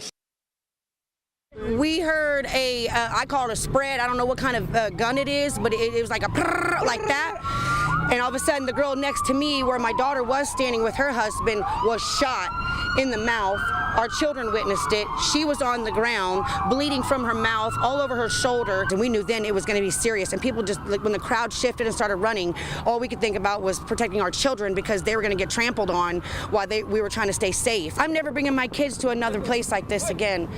They ruined it for us because this is the second time we've came to something big event like this and there was a shooting. So it's just not safe anymore wherever you go at all. I mean, there's too many people, too many children for them to just spread in guns like that. You know what I mean? Go to find God because you're putting everyone's life in jeopardy, including your own, by doing something so stupid and so selfish.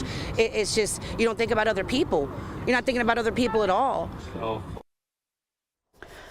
We got Donovan Smith, who's tweeting, praying for everyone today in Kansas City. You know, Cameron just read a tweet from Justin Reed. He was just celebrating on that stage at Union Station, talking about how proud he is of this team and how much they love this community and how quickly things have turned.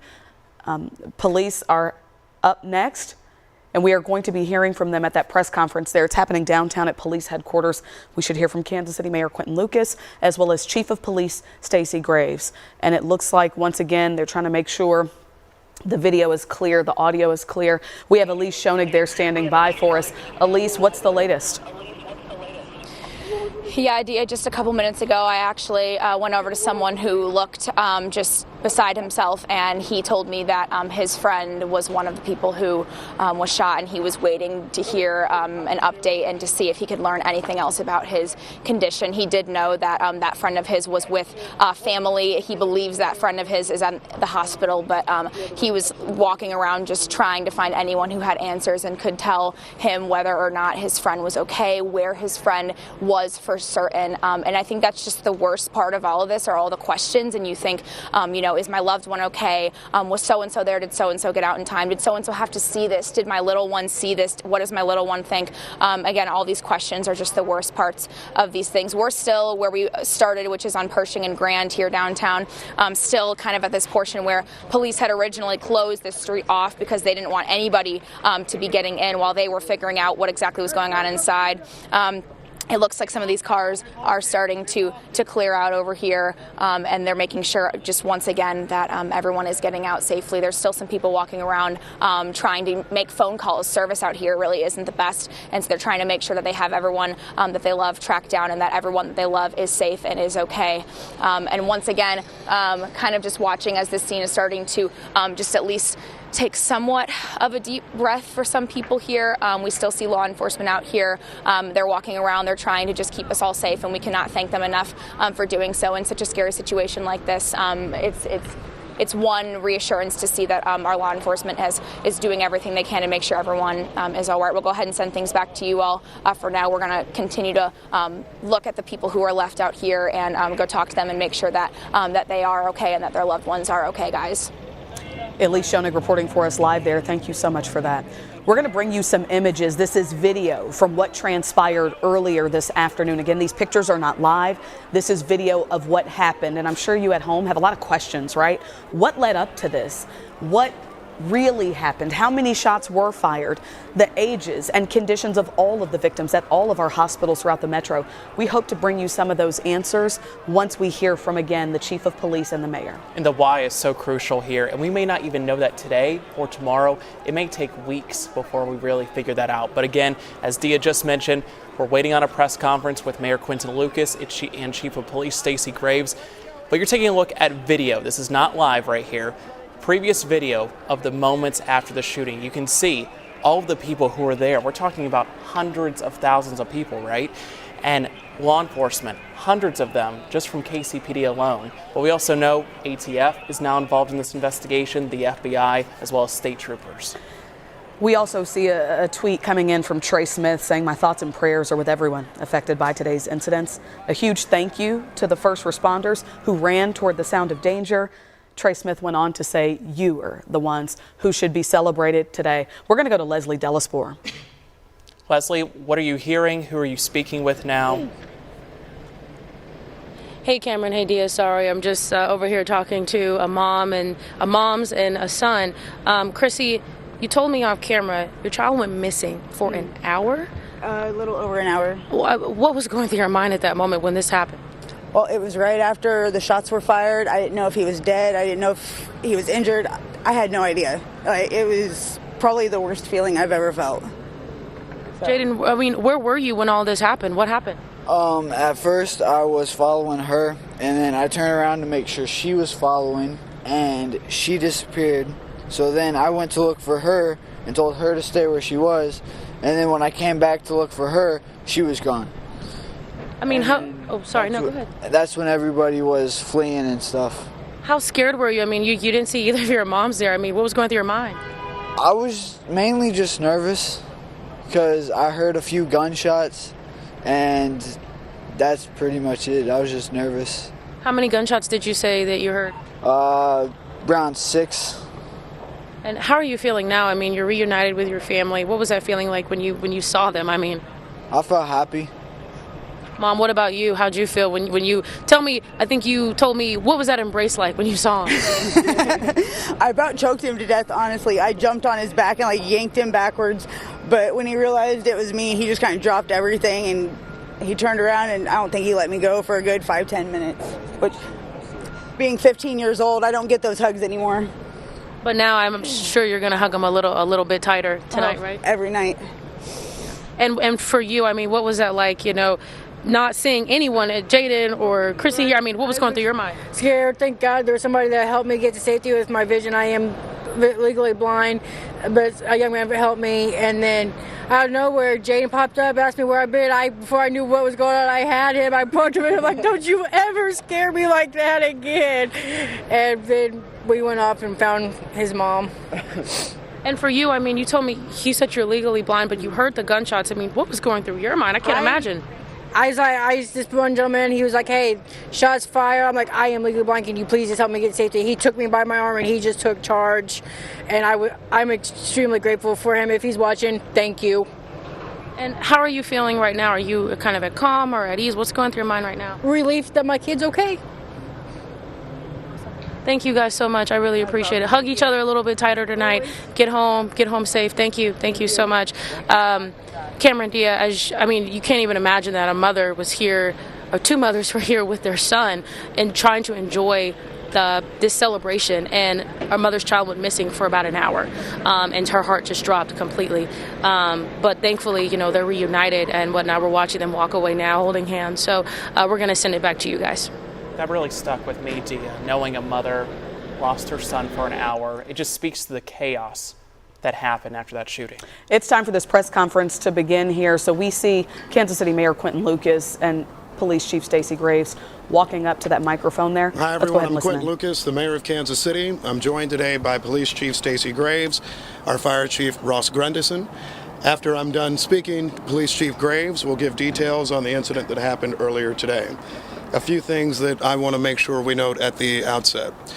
First today, we had 600 Kansas City, Missouri Police Department officers, 250 from outside agencies. We went out today, like everyone in Kansas City, looking to have a celebration. That celebration was marred by a shooting today. And we recognize that there are some who are injured. We are praying for the safety of everyone. I've talked to a few different folks so far. One, we have spoken to the Kansas City Chiefs, who made clear that their prayers are with everyone who was at the parade today, everyone in Kansas City, and everyone who was touched by this incident. They also noted that their players, coaches, and staff are all accounted for at this point and safe. We, however, note that this is a fluid situation, so all that we are sharing now may change as the hours go ahead. We've also received a call from the White House that offered all federal assistance in the investigation. We had federal agencies present today. We appreciate that, and certainly in the days ahead and the hours ahead, we will make sure we continue to do this work. I will say personally, first, a thank you to the women and men of law enforcement, to the women and men who work with the Kansas City Fire Department and our other agencies. When the shooting started, I, like many others, ran for safety. I saw a number of agencies, including the Kansas City Police Department, officers with guns drawn who are running towards danger. We thank them for that. As I was leaving the scene, I saw members of our Kansas City Fire Department administering aid to folks who are seriously injured without concern for the shootings and the challenges that were near them. This is absolutely a tragedy, the likes of which we would have never expected in Kansas City, and the likes of which we will remember for some time. However, I want to say thank you to those who are making sure that we are safe today, those who are investigating this incident, and those who will continue to make sure that those who committed these acts today are brought to justice. We'll come back for some questions at the end of the Chief's comments, but now the Police Chief, Stacey Graves. Chief Stacey Graves, Kansas City, Missouri Police Department. At the conclusion of the Chiefs rally today, there were shots fired on the west side of Union Station. Immediately, officers responded to the area, took 2 people into custody, and also immediately rendered life-sustaining aid to those victims. We're still gathering information on the number and the status of victims, but like I said, we know that one of the victims is deceased. We also know that officers ran towards danger. Officers were there to keep everyone safe. I'm angry at what happened today. The people who came to this celebration should expect a safe environment. We had over 800 law enforcement officers, Kansas City and other agencies, at the location to keep everyone safe. Because of bad actors, which were very few, this tragedy occurred, even in the presence of uniformed law enforcement officers, who again ran towards them and took them into custody. To the people who were injured in this tragedy, our hearts go out to you and your families. This investigation is just beginning, and we are working safely to clear all surrounding areas and businesses. This is still an active investigation. We will continue to keep you updated. We will keep you updated on Twitter and most likely a follow-up press availability. Did you have anything? No.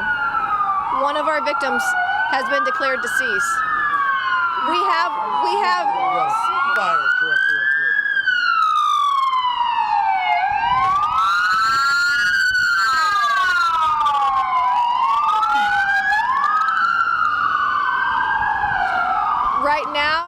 Right now, we have up to 10 to 15 injured by. Yes. Right now, we do not have an exact number of people who were victims of a gunshot wound. It could be upwards from 10 to 15, with 1 deceased. I do not have conditions on our victims just yet. Any believed to be children? I do not believe that any of them were children. Any law enforcement injured in this? First responders? Nothing of note. Chief, what do you guys believe now prompted the shooting? That is still under investigation. I myself was outside when I heard the shots fired. It is an ongoing investigation. It's going to take us a little bit to determine exactly what led up to the shooting. I will say, though, we do have 2 suspects in custody.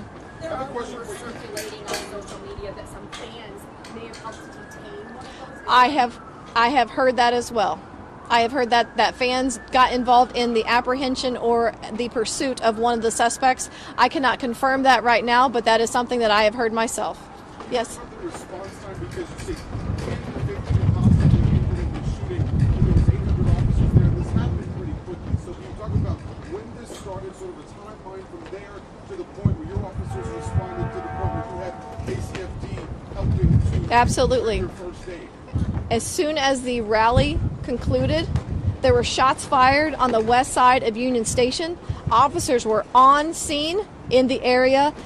I know one of the suspects was immediately pursued on foot. Like I said, there was 2 suspects in custody. I have heard the information that was just requested. I will confirm or deny that. But after that, immediately officers began rendering life-sustaining aid, calling in fire, which is the fire department, to also assist those victims. Do you know if there were more than 2 people taken into custody? Because we had 2 people, after you guys had made your announcement, there were 2 people in custody, 2 people live on our air being taken, handcuffed, put into vans. So can you tell us about that and the process as this investigation continues? I don't know exactly the 2 that you're talking about that your camera caught on video being loaded into a wagon. I don't know that, but I can tell you that in and around that scene, it is still active.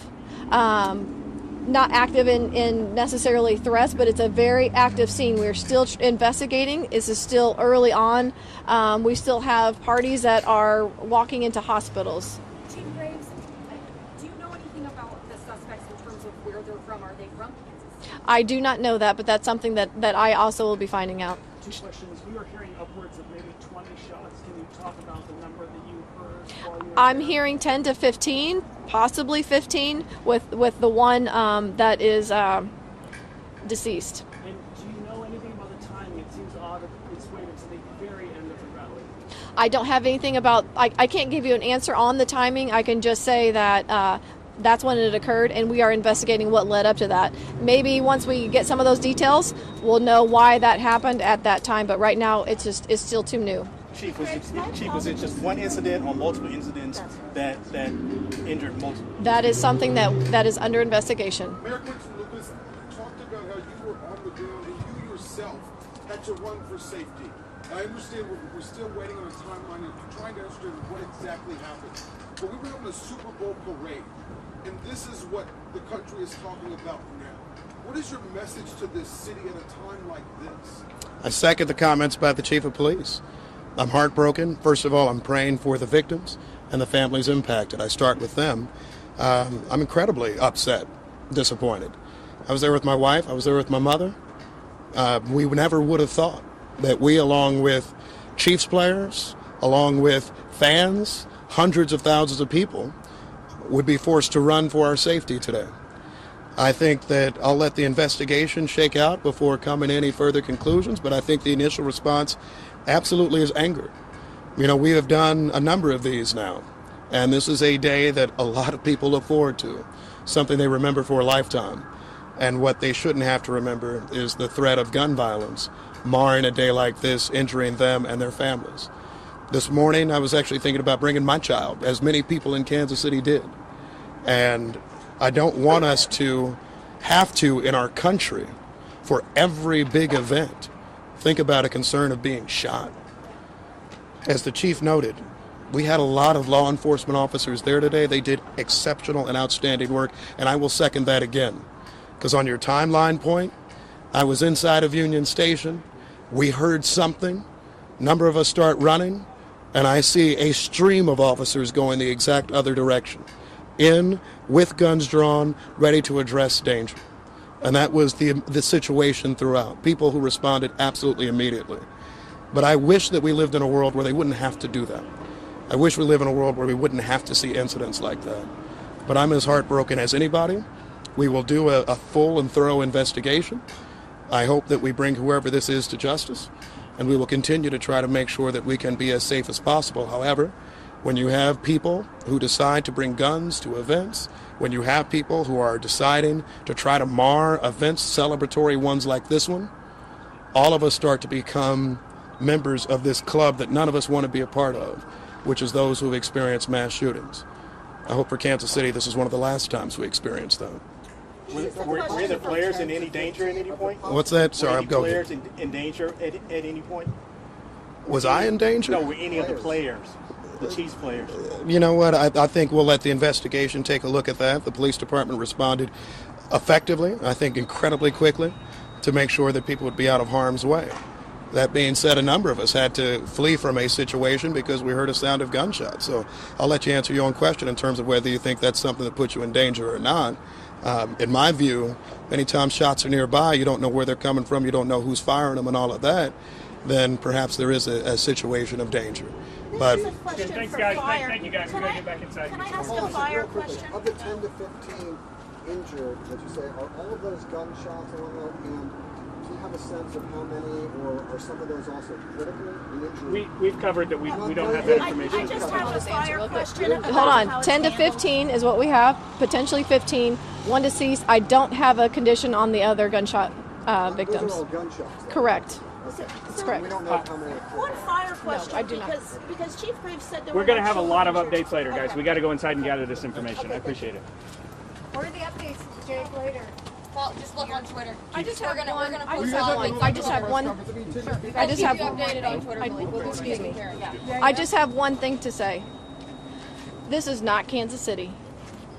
I'm angered by what happened, but I want you to know that the Kansas City, Missouri Police Department and all the law enforcement officers that were there today, that were serving and protecting, did the best that they could, and I'm so proud of them that they ran into danger, getting 2 people into custody, and at the same time rendering life-sustaining aid to those victims. We were here for a safe celebration, and because of 2 bad actors or more, is why we're standing here today. We will recover as a city. My heart goes out to our victim who is deceased, but your police department stands ready, and we are invested in the safety and betterment of Kansas City. Thank you. Do you think there might be other suspects? We'll send you guys more updates on Twitter, okay? Follow the Twitter account and we'll put the updates that we have on Twitter. We'll update you guys if there's going to be more news releases, okay? Thank you. Officer Gonzalez, is the victim a male or female? We don't know. We'll get you updated.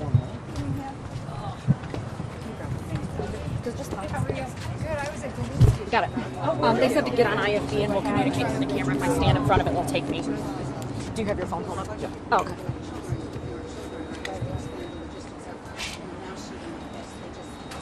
Let me know when it's standby. No IFB, guys. Let me know.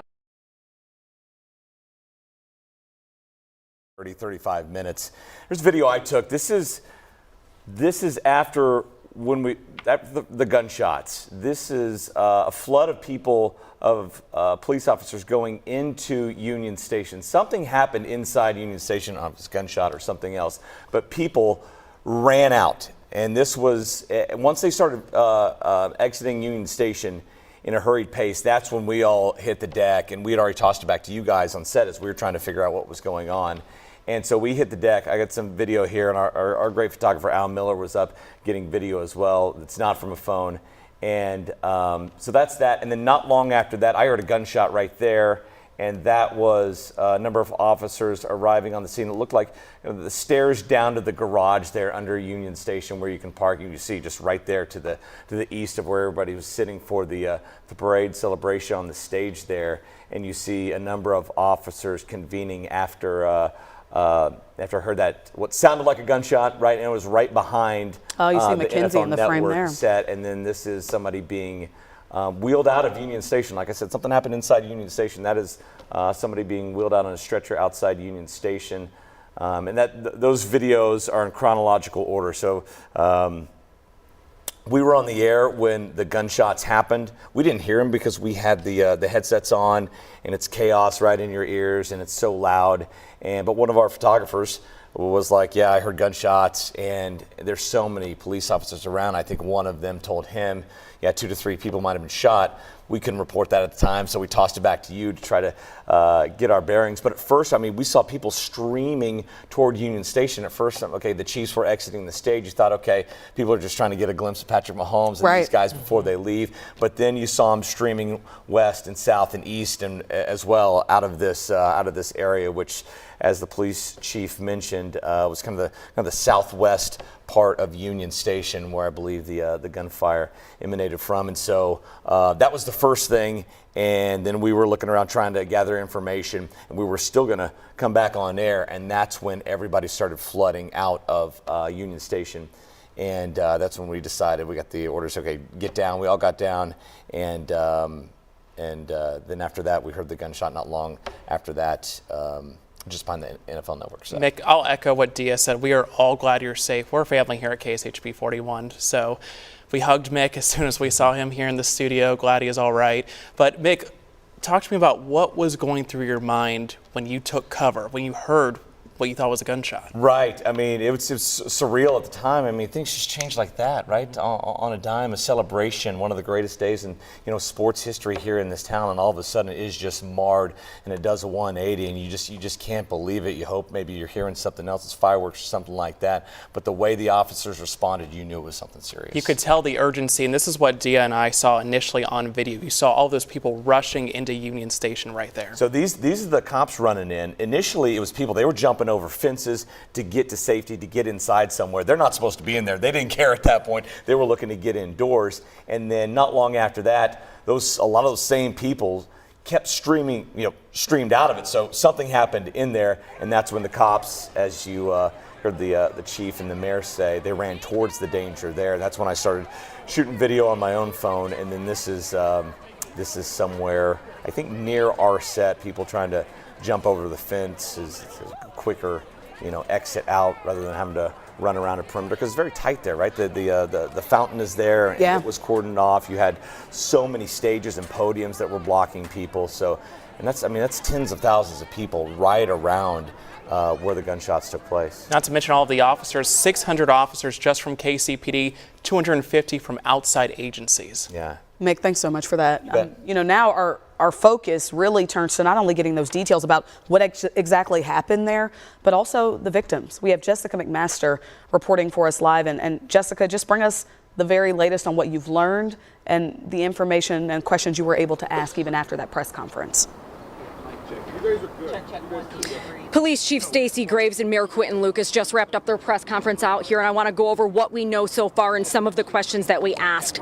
Police Chief Graves says that one person has died. She doesn't know the exact number of people who were shot. She says that's anywhere from 10 to 15 people. I did ask her, since we know Children's Mercy is accepting patients, if any of those victims are children.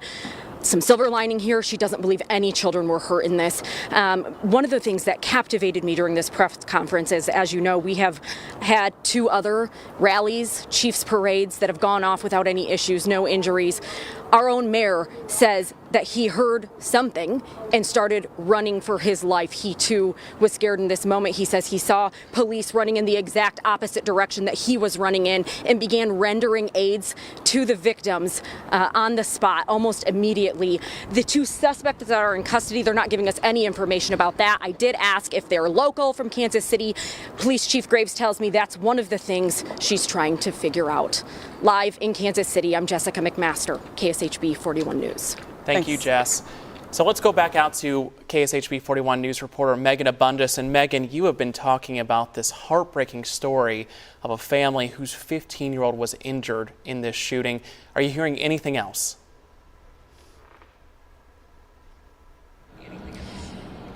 We saw a large group of family members that were in this area. They've all been moved to the chapel here at Truman Medical Center University Health. That was about 20 minutes ago. We've still seen families in Chiefs gear go to the hospital, the emergency room, and be escorted to the chapel. We've seen a person who is a part of hospital staff labeled as the pharmacist escorting these family members to get them to a safer area, a place where they can be reunified with their family.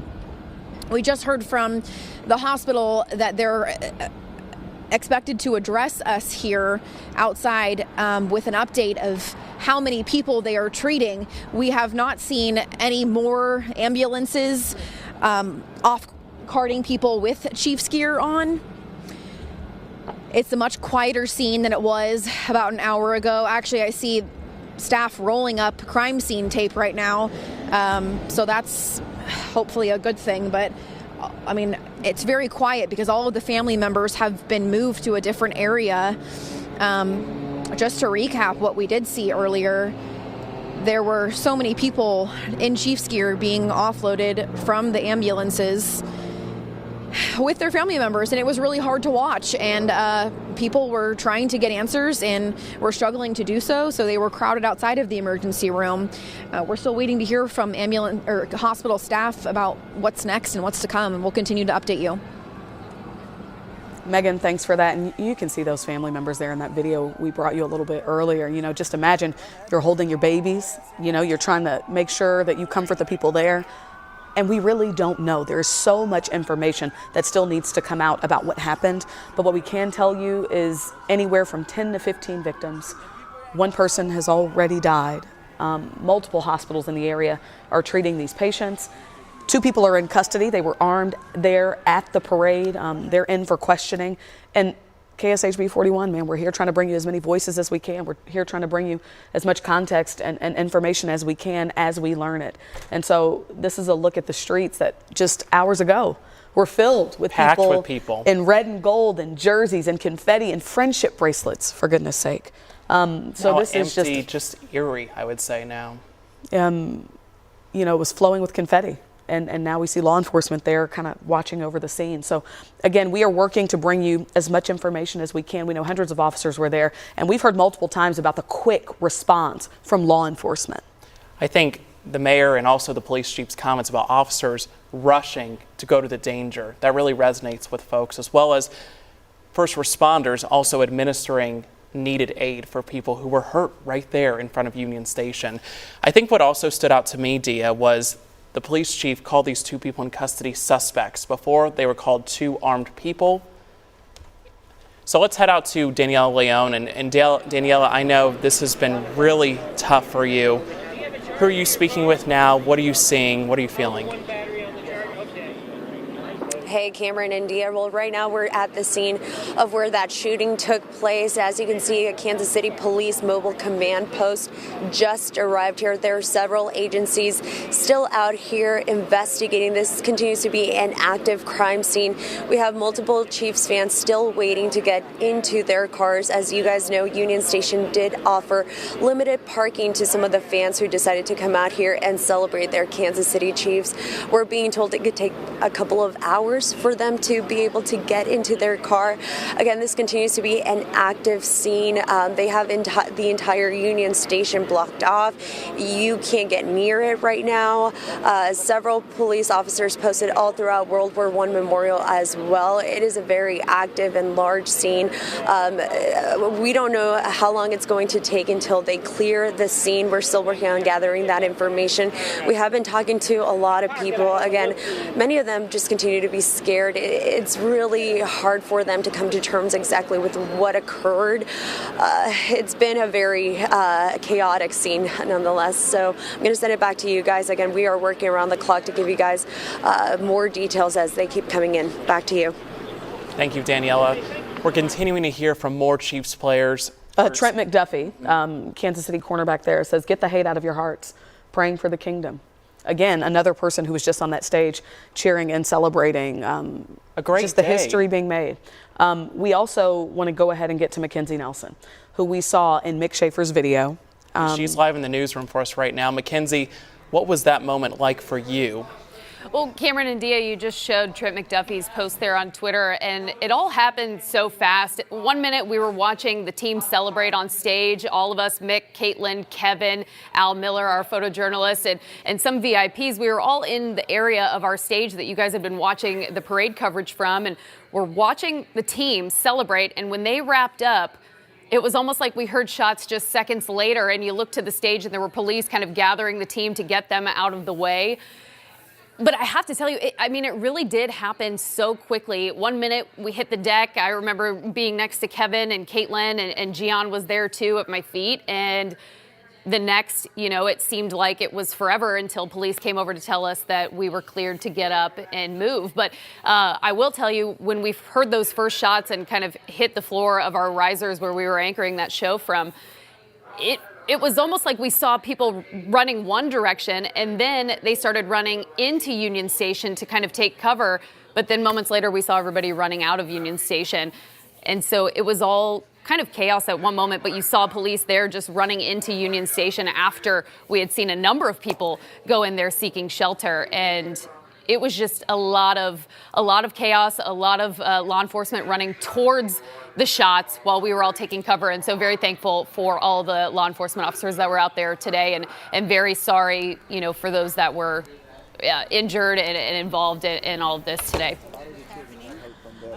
We saw people getting picked up, men, women gathering their kids immediately so that way they can get out the way. So, can you say that again just one more time? Men and women were gathering their children. It was so many children just having to be picked up real fast, and so it was just alarming. It was a scary sight.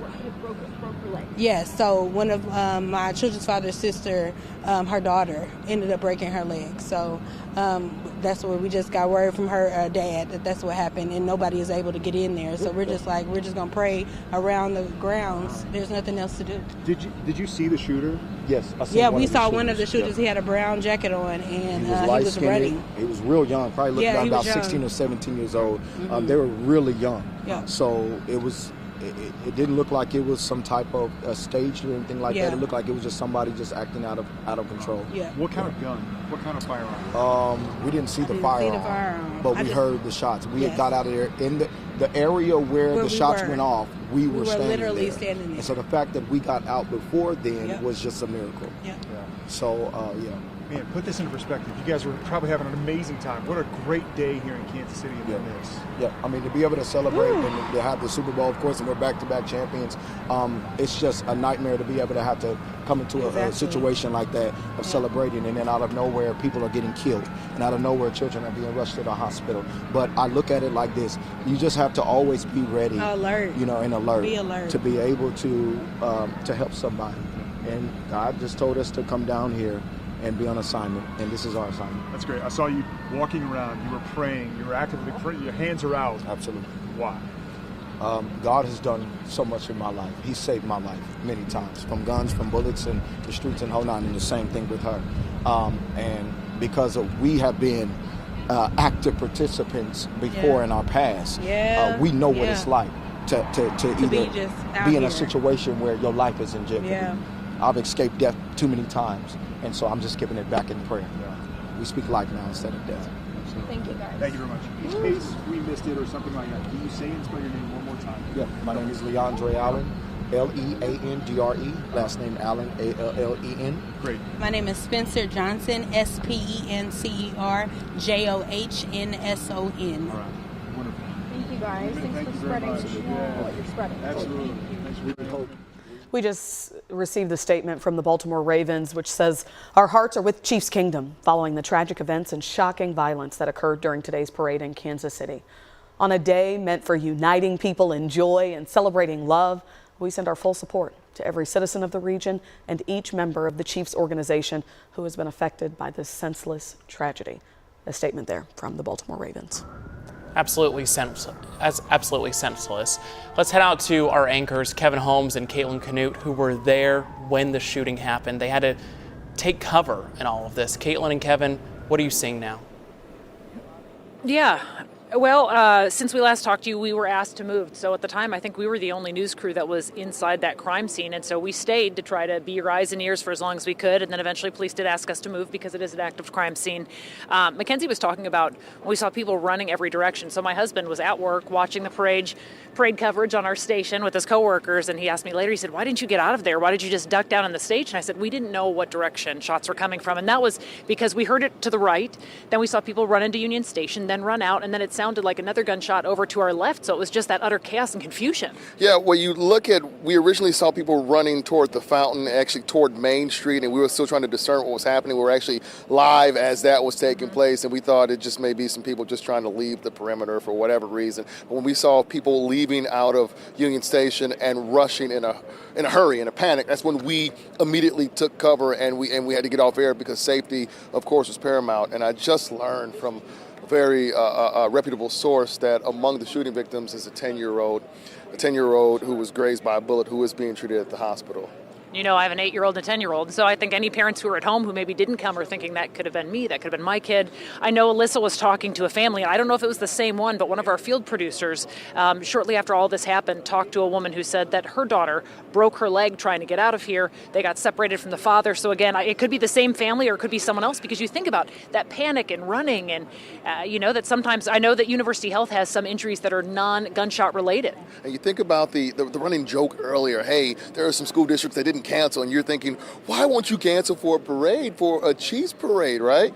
This is supposed to be a joyous celebration, a moment of happiness, a moment of unity throughout the entire metro, and instead, young, innocent lives were put in danger, and some as a result of recovering at the hospital. This is the last thing we expected or wanted to report on what should have been a parade, a celebration for the world champions. So if you look behind us a little bit, you can see there are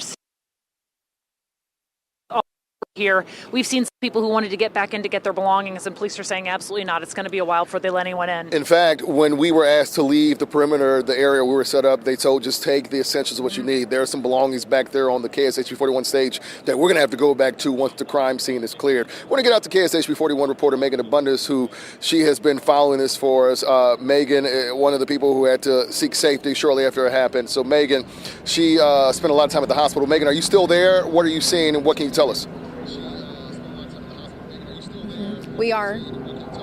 Yeah, we are still outside of True Medical Center, but we have still seen Chiefs fans walk by. And I'm here with Spencer and Leandre, and you two were at Union Station. You said you saw the shooter. Yes, ma'am. We saw a shooter in a tan jacket. He was running at the time from the ranger that was looking for him, and he got pointed out, and he had darted back into the crowd, and right like feet away from us, and I'm glad that I'm sure they apprehended him, but we had made it out just in time. Yeah.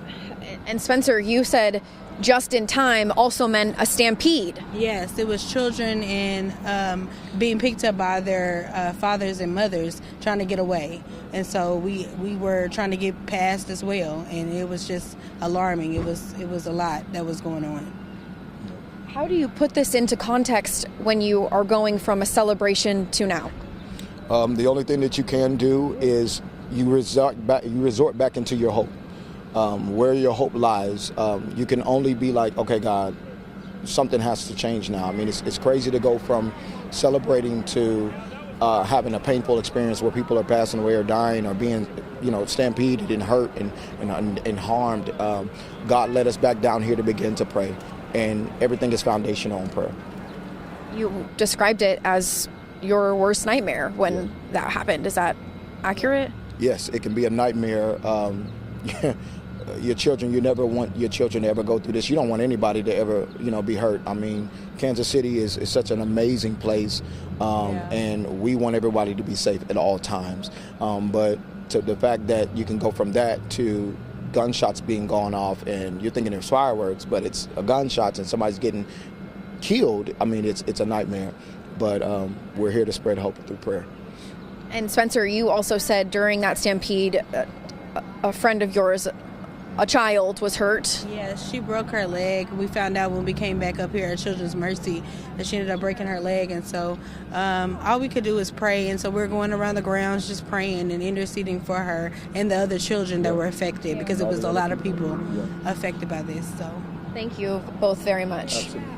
We're still outside of the hospital here waiting word from staff about who they are treating and what their condition is. We have not yet seen any more ambulances. Again, that family has been moved into the chapel to be reconnected with their family members. Guys, back to you. Thank you, Megan. And we continue to hear more perspectives from people who were at today's parade. Let's listen in. I haven't taken a breath whatsoever. I'm just trying to make sure that, you know, people are safe and going to where they need to be and everything. And I'll cry it out. I'll do what I need to once I reach my husband and my family, my loved ones. So thank you.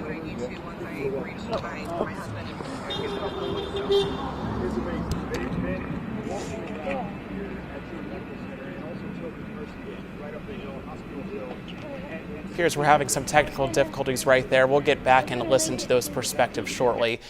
We do have a statement from Governor Parson. I do want to read this for you right now. It says, I want to start with a thank you to Kansas City Police along with other state and local first responders who were able to quickly take 2 individuals into custody. It goes on to say this right here. Doesn't look like we have the rest of that statement just yet, but when we do, we'll be sure to bring it to you. Today's shooting, absolutely devastating. We've heard from countless people, not only people here at the station who were at the parade, but also those who were at the parade as well, just hoping to have a good day, to celebrate with the players and their families. And then we have this happen right here. So just an absolutely awful day. We've seen video of confetti in the streets, people leaving their strollers, their chairs. It gives you an idea of the urgency with which people left. Let's listen to more of these perspectives. We heard I call it a spread. I don't know what kind of gun it is, but it was like a prrr, like that. And all of a sudden, the girl next to me, where my daughter was standing with her husband, was shot in the mouth.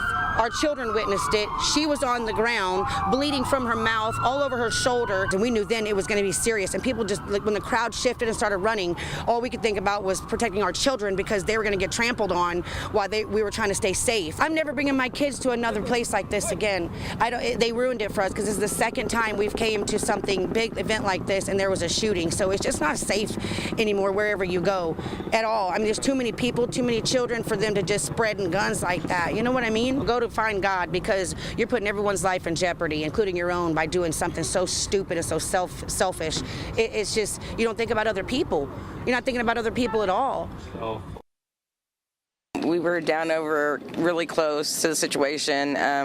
We saw people starting to jump over the gates, and then they were telling us to run, but then they said active shooter, and then so we just dropped down to the ground. My daughter tried to climb on top of me to protect me, and I tried to just hold her so nothing would happen to her. Well, it was right after the shots were fired. I didn't know if he was dead. I didn't know if he was injured. I had no idea. Like, it was probably the worst feeling I've ever felt. Jaden, I mean, where were you when all this happened? What happened? At first, I was following her, and then I turned around to make sure she was following, and she disappeared. So then I went to look for her and told her to stay where she was, and then when I came back to look for her, she was gone. I mean, how? Oh, sorry. No, go ahead. That's when everybody was fleeing and stuff. How scared were you? I mean, you didn't see either of your moms there. I mean, what was going through your mind? I was mainly just nervous because I heard a few gunshots, and that's pretty much it. I was just nervous. And how are you feeling now? I mean, you're reunited with your family. What was that feeling like when you saw them? I mean, I felt happy. Mom, what about you? How'd you feel when you tell me? I think you told me, what was that embrace like when you saw him? I about choked him to death, honestly. I jumped on his back and like yanked him backwards, but when he realized it was me, he just kind of dropped everything and he turned around, and I don't think he let me go for a good 5-10 minutes. Coming up here, we knew going into a big crowd that there was always that chance of something like this happening, but we wanted to experience the fun day with the boys, and thankfully we were far enough away and it wasn't loud enough that these two just kind of slept through most of it. Let's get back to that statement from Governor Mike Parson from Missouri. He says this: I want to start with a thank you to Kansas City Police along with other state and local first responders who were able to quickly take 2 individuals into custody. It goes on to say this: and provide critical care to victims following today's shooting. We do want to get back out to reporter Elise Schoenig right now. And Elise, what are you hearing and what are you seeing? Yeah, guys, we're finally starting to see a little bit of just some stillness in this activity. Police have continued to block off this area. They actually just recently have put some tape up. If you want to go look over here, they are officially closing this road. You can see again the yellow tape with the neon sign saying road closed ahead. People have still been trying to walk through or even drive through, those who are still lingering, and they've been redirecting them and telling them to please not cross this area as they are wanting to have complete protection and control over this area. At this point, it started to clear out a little bit downtown in terms of the people that we're seeing. There's not as many people that we're seeing now as we were seeing, of course, earlier as this was all happening. To my right over here, actually, I know you guys were referencing this earlier when you were saying, you know, look at this was the parade route, right? This was at one point filled with Chiefs Kingdom and with our players and with confetti. Then it was filled with police cars, and you can see that road actually has opened up now, and traffic is able to go through that way as well. Last time we talked to you all, this road was closed off, so there's a little bit of a difference in the movement in traffic there as well. Another thing I do just want to add, we've all been hearing how the response from law enforcement was so quick, and just really, saying how Kansas City Police Department and all responding crews have been handling this. If I can bring everyone one positive thing, just so everyone has something after this happening. We saw police officers playing with two young girls over here who appeared to be scared because they didn't know what was going on, and there were two officers who sat and played with these girls for probably about 30 minutes just to distract them from what was going on around them. So of course, in the grand scheme of things, what happened today was still a tragedy, but was certainly a moment to stop and stare at when we saw that happening, again, in the middle of everything that has happened today. We're going to continue to monitor the roads, especially again, like I said, with this road now being closed, and then this one right here. So this is actually going down Grand Boulevard now.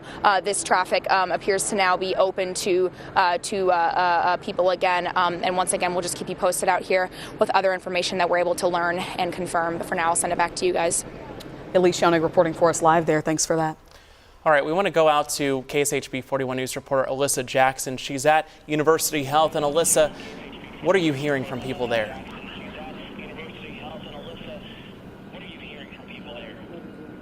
Hey guys, yeah, I have been here at University Health for the past hour, and it's hard to describe the scene here at the hospital. When we first got here, there was a crowd of people who could not get into the ER, waiting on their family and friends, loved ones who were victims in this incident. I actually spoke with a woman off camera who, for obvious reasons, did not want to do an interview. She had blood on her shirt. She was describing to me how she wasn't that far away from her brother who was shot at the parade, and she's looking for him, hoping that he is safe. So what we have seen here is just incredibly sad to even fathom how quickly we go from such a high to such a low. We've noticed families pulling up here at University Health. They were hopping out of their cars. They were rushing over here to the ER to check on their loved ones. And right now, we've given you the latest that we have from police, but we do know that several people were shot. You know, one person has passed away, but as far as we know, there are no additional victims that KCPD has reported to us so far. So we have talked to several people. I've talked to a family who had their two little boys who decided to be further away from the crowd, and good on them because they didn't want their kids to be caught in a crowd if something did happen. So we are going to keep standing out here. We are waiting for the hospital to brief us and give us an update, but for now I'm going to send it to you guys back in the studio. Alyssa Jackson reporting for us live there at one of the probably most fraught places at this hour, where families are waiting to be notified of how their family members are doing. University Health treating several people, we know, most of which were gunshot wounds. We're going to show you some video now of a person being tackled shortly after the shooting near Union Station. It's one of many videos that are circulating on social media. You see here that a person was running and they're being pursued by what appears to be other parade goers. He was eventually detained by law enforcement. We're still working to confirm if this person was involved in any way with today's events. That's not clear yet. We're still working to continue to clarify exactly what was happening in this video and at the scene. You may see this video on social media, but again, we still are unsure about what transpired there. And we heard from police that 2 people are now in custody, calling them suspects. The chief of police did about an hour ago or so. Now, we did hear from former U.S. Congresswoman Gabrielle Giffords, a shooting survivor herself. She released a statement on what happened here in Kansas City today. We'll get to that statement in just a little bit. We have Michael Tabman, who is retired law enforcement, on the phone for us. And Michael, thanks for joining us, especially on a day like today. Can you describe what's happening at this moment?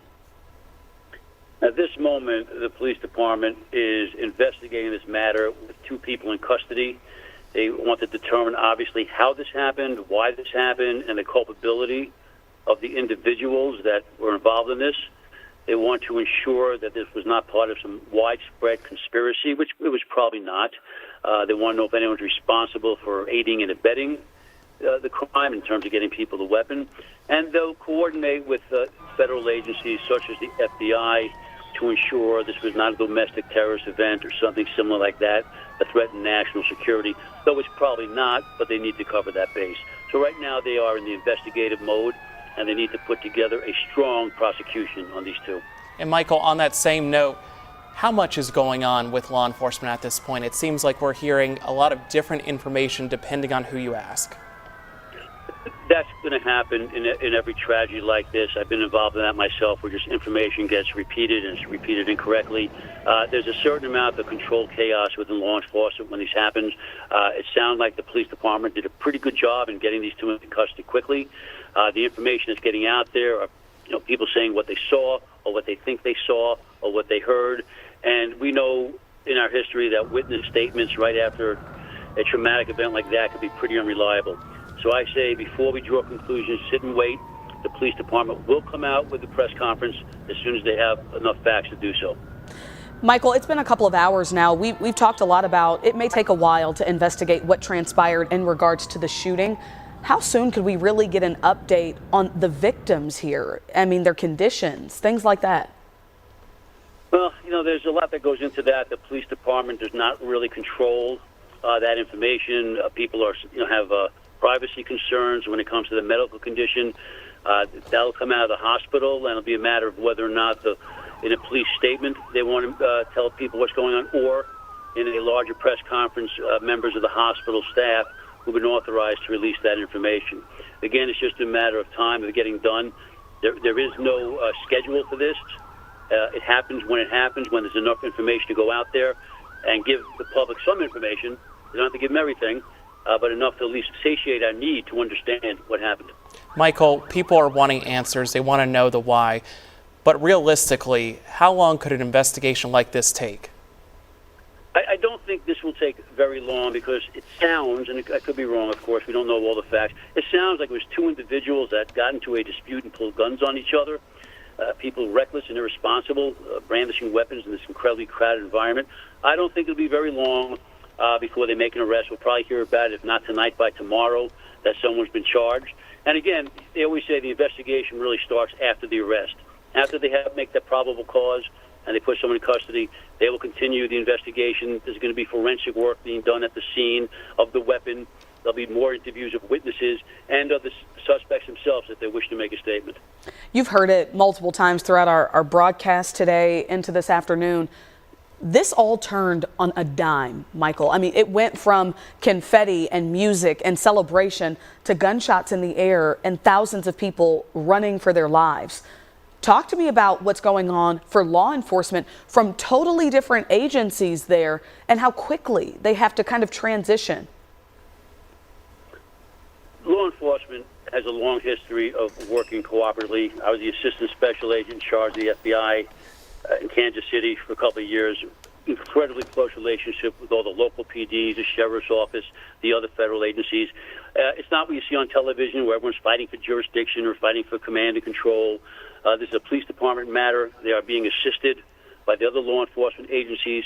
Unfortunately, we've become very experienced in these type of events and are more trained, so they know what they're doing. They'll have their information flow set up, a command center if called for, and sort of the responsibilities divvied up. Like, for example, it wouldn't be unusual if the FBI took over the forensics because of their expertise in that. That leads to my next question, Michael. What does it say to you that the FBI and ATF are assisting? I wouldn't say it makes it any bigger than it is or any less than what it is. It's just become standard in these type of cases because of the expertise. ATF obviously has the ability to trace these weapons better than anyone else. The FBI does great forensics and are the best interviewers that we have out there in law enforcement. So this has become pretty standard. I wouldn't say it suggests any bigger conspiracy or terrorism just by their presence. It's just law enforcement cooperating. Michael Tapman, retired law enforcement, tapping in to kind of give us some context and understanding around what's happening during a shooting at something like a Chiefs Super Bowl parade, and even now as the investigation continues. Michael, thank you. Thank you. Let's get back to that statement from former U.S. Congresswoman Gabrielle Giffords, who was a shooting survivor herself, if you remember. She released this statement on what happened here in Kansas City. It reads, quote, "In Kansas City today, a celebration has turned into a nightmare again. Americans should not have to live in constant fear of gun violence, not a Super Bowl victory parade or anywhere else. As we mark 6 years since the mass shooting in Parkland, Florida, another community has to face that trauma. My heart goes out to Kansas City. We're with you, and we will never stop fighting to end gun violence." We're trying to catch our breath a little bit, get as much information as possible. We recently got an update from University Health, and just to make sure I have it correct, they are treating, it looks like eight gunshot victims, and 2 of them are critical at this hour. And so they are also treating others who have non-parade related injuries. But, you know, this is a situation where every hospital in this community, every law enforcement agency in this community are all responding, trying to make sure, 1, that they treat the victims, and 2, that they figure out how this happened. And it's important to note this information can change practically every minute, even every hour, I would say. We're continuing to get updated information here, so some earlier information may change, so we want to note that. We're going to go to Jessica McMaster, who's standing by, because we're going to get another update, Jess, from the Kansas City mayor and the Kansas City police chief here in about 25 minutes or so. Have you heard anything more?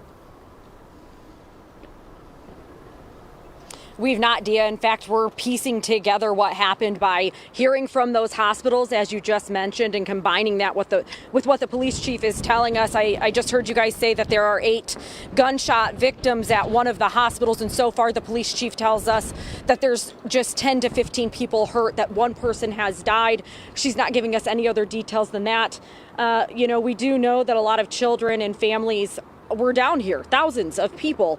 And if there's any silver lining in this, the police chief tells us she does not think any children were hurt. We wanted to make sure that people know that. There are 2 suspects, as we've been telling you, who are in custody.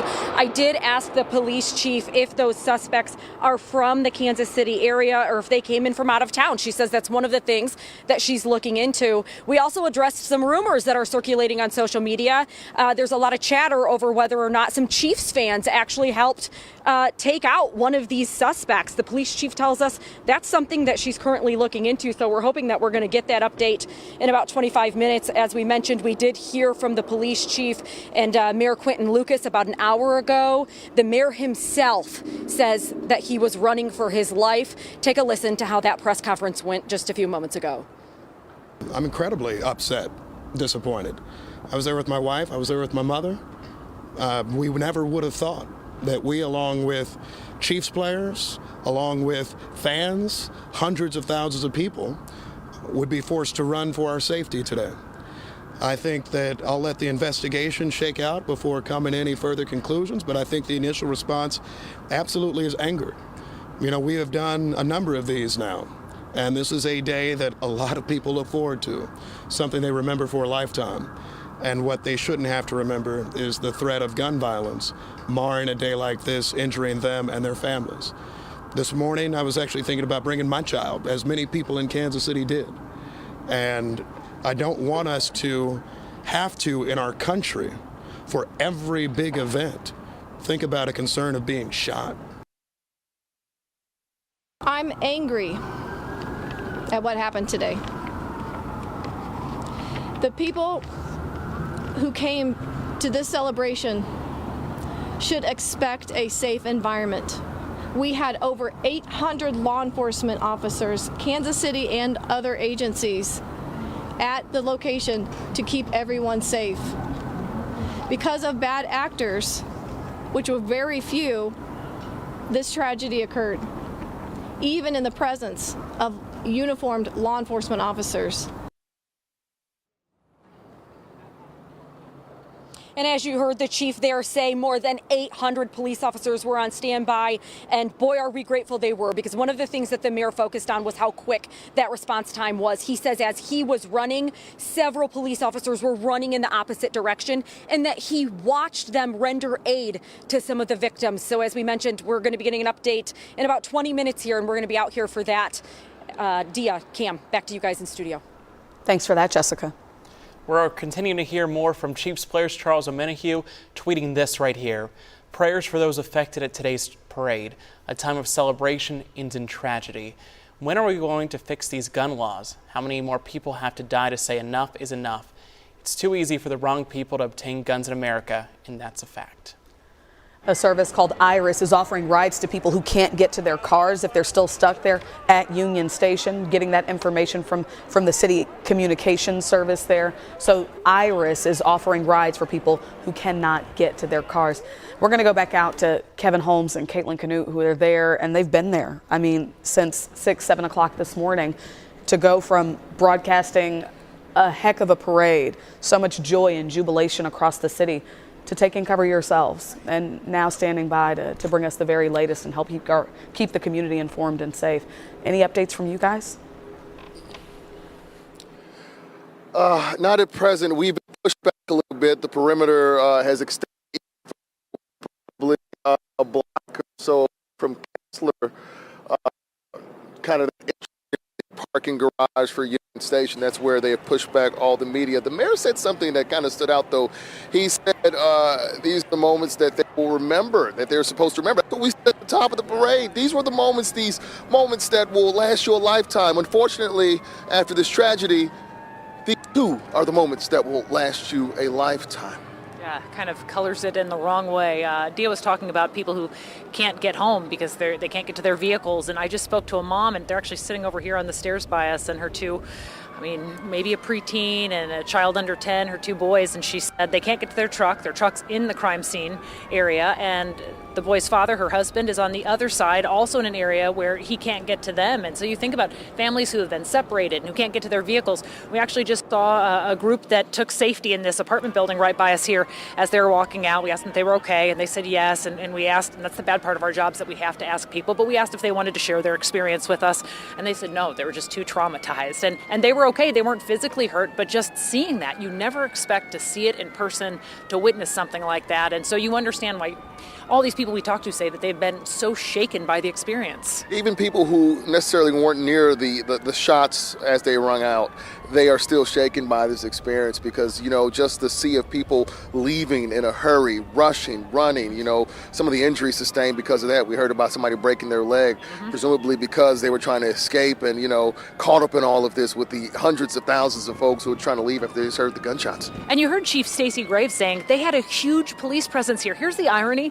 I sat and I looked around, and anytime you go to a large gathering anymore, that's in the back of your head. That's the reality of the world we live in. But I looked at law enforcement everywhere around us, and I felt safe, Kevin. I felt safe on that stage.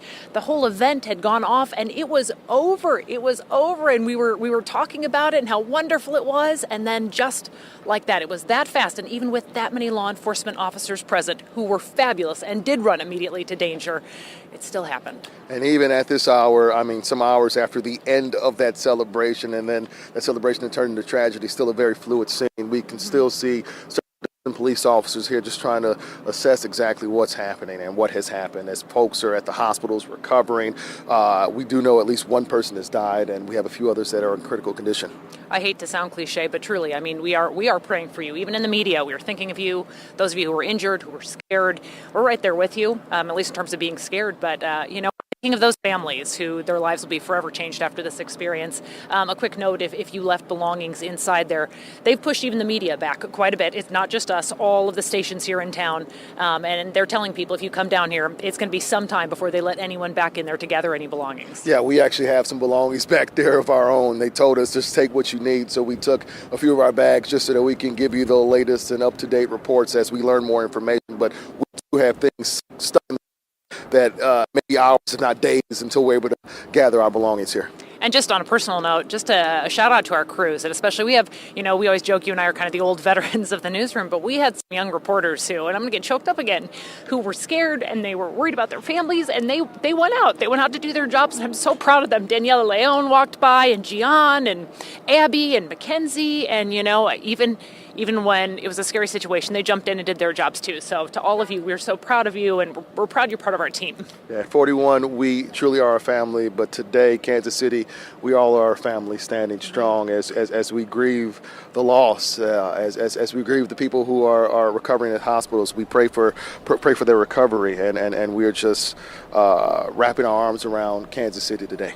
Absolutely. Well, we don't have any new information to report at this time other than it's a very active scene. They're still investigating. So Kevin and Cameron and Dia, it's been a long day. Thank you for holding down the fort there and passing along that information in real time. We've been following you on Twitter and social media and work emails as well. And we appreciate the work all of you are doing back in the studio too. All right. Thanks back to you while we work to gather more info. Kevin, Caitlin, you take care of yourselves out there. We're trying to bring you, again, as many updates as we can. We've gotten the latest update from University Health. They have 8 gunshot victims there. 2 of them are in critical condition right now. That's a level 1 trauma unit in this city. So they're doing a lot of work out here, just trying to make sure that they're treating the victims and bringing information. We're awaiting that press conference in about 15 minutes as well. And just to recap here, Police Chief Stacey Graves saying 10 to 15 people possibly shot. We know several of those people are already at the hospital. 1 person has died in all of this. Now, what we don't know yet, how old were these people? Who are these people? I think those are the stories that we're going to find out soon as these people have been identified. But again, we've got about 15 minutes or so before the police give us another update here. And I know people want answers. A lot of us do. A lot of us do. And I'm getting so many messages from people in real time sitting here, from families who have EMTs that are rushing to hospitals where they work. They had the day off. They were enjoying the parade, enjoying Valentine's Day with their families and friends. And then they have to staff and man all of these ambulances we saw flooding into Union Station earlier today, for all the people who had to rush away. Just seeing so many messages of those first responders who had to be out there in a moment that was very tense, very critical. And we had no idea, and we're still trying to confirm the number of victims, how many people have been affected, and most importantly, to really grieve the life that has already been lost. Absolutely. We know that this community will never be the same. I think you are feeling a range of emotions right now. You're seeing grief, you're seeing anger. We heard from the mayor and the police chief, both angry that a day of celebration turned into this, a nightmare. We're bringing you video from earlier this afternoon of the family there. In the moments after no doubt their loved ones have been transported to the hospital and they're waiting for those updates. Megan Abundis earlier talked about somebody being airlifted, no doubt in need of more critical care. And that means it's serious. And so this is something that, again, we are working as quickly as possible. Caitlin mentioned it there. We have crews all over the place. Mick Schaefer is walking into the studio right now. He's been on the air essentially since 6 or 7 this morning, alongside Mackenzie Nelson. Absolutely. Let's get to her right now. She's in the newsroom. Hey, Mac. What Caitlin and Kevin were saying just a bit ago when you talked with them, Caitlin and I have been texting saying everything happened so fast that we really haven't come out of that initial shock. But I also want to add, she talks so highly of our reporters, running out to gather information about this story. When we hit the deck and we were taking cover, our photojournalist, Al Miller, was safely filming what was happening so that we're able to bring you these images right now on your screens. And it just was all so fast. Everything happened so fast. We heard shots ring out from all areas. And I also wanted to point out, we showed that video earlier of it looked like fans that were maybe just enjoying the parade, tackling what might have been a suspect or someone that was involved. And I saw something on social media earlier today that said, it's that video of those fans reacting in a time of need that really showcases. It sounds like we lost Mackenzie Nelson's microphone there. This is video of someone running and being tackled by what looks to be parade goers. We need to let you know that we're not 100% sure what's transpiring in this video right now. Nothing has been confirmed by law enforcement, but we have seen this circulating on social media of people saying, hey, this looks like one of the shooters and parade goers tackled that person, but we do not have that information confirmed. We did want to show it to you, though. It is circulating, it's out there, but we're still trying to get some sort of context from police. We got a statement in from the Kansas City Chiefs, and they say they're truly saddened by the senseless act of violence that occurred outside of Union Station at the conclusion of today's parade and rally. Our hearts go out to the victims, their families, and all of Kansas City. They say they're in close communication with the mayor's office as well as the Kansas City Police Department. They have confirmed that all of their players, coaches, staff, and families are safe and accounted for. And they ended by saying they want to thank local law enforcement and first responders who were on scene to assist. No doubt that's not the way they thought the day would go for them. Absolutely not. And we're all thankful that so many officers as well as first responders were there to address what happened in seconds. We're still working again to bring you as much information as possible. This is the scene when the shooting happened and everything started to unfold. This is video taken earlier today. You could see officers running in. We saw this right as we got into the air, trying to figure out what was happening. I think there was a lot of confusion. There was chaos. You had families separated. We know that a mom, we heard from one of our reporters, was separated from her son for an hour. I mean, can you imagine being separated from your child when all of this is going on?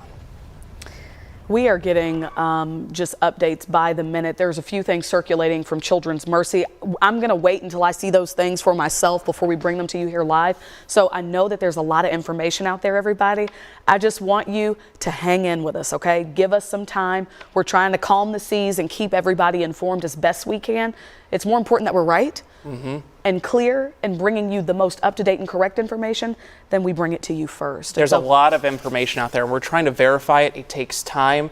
We want the answers in seconds. I know we all do, but sometimes it takes a little bit longer just to make those phone calls, those emails, just to make sure it's correct, because we don't want to put any wrong information out there. That image that was just on your screen, that was a live picture in front of police headquarters downtown. We're waiting for that press conference in about 9 minutes. But now we're going to go to Elise Schoenig, who's live for us there near Union Station where the parade route at.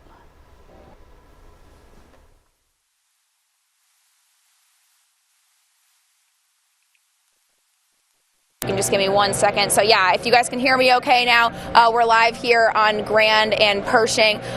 We're still watching some people who are walking around. So I ran into Darla and Marissa, mother and daughter here.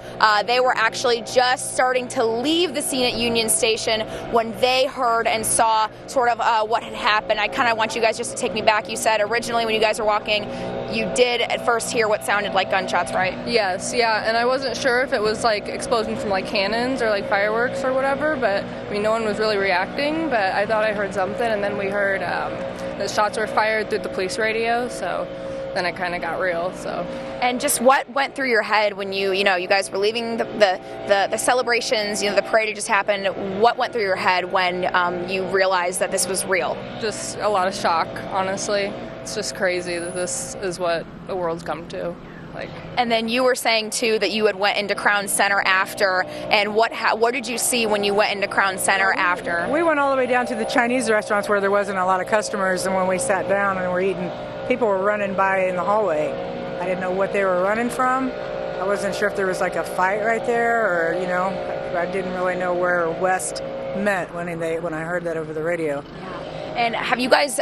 Is this your first time coming to the Super Bowl parade? First time for the parade, yeah. So I guess just walk me through, and it is just so unfortunate that this had to be the way that this magnificent is not Kansas City. This isn't Kansas City. We don't do this. Yeah, it's just sad to see it. And I just mentioned to her, look at all the nationalities, and everybody gets along over football. Spoke too soon. Yeah. Well, thank you so much, guys. I hope that you can try to just decompress and just hold each other closely throughout the rest of your day out here. Thank you so much for speaking with us, and I'm so glad that you both are okay. Thank you so much. I do know that if my photographer can pan things over here, we had mentioned earlier that this street was closed. It looks open. I did just speak with a Kansas City police officer who said that it is open for police cars only. So he doesn't even know. It might be down down toward 13th Street when it's actually open to regular traffic. But as of right now, please still stay away from this area. Police are asking. They have yellow tape up along this intersection. So just remember again to please stay away from this area as police are asking and are blocking off still as well. We'll go ahead and send things back to you all for now. We're still monitoring people who are standing around here and just trying to make sure everyone is okay. And we'll continue to bring you those stories and updates as we learn them. Guys, back to you. Thanks, Elise. And we do want to share one update from Children's Mercy. They say they have 12 patients, 11 are kids, 9 with gunshot wounds. Say it again. 12 patients, 11 are kids, 9 with gunshot wounds. You all need to take that in, because that's every single one of our responsibility. Mick?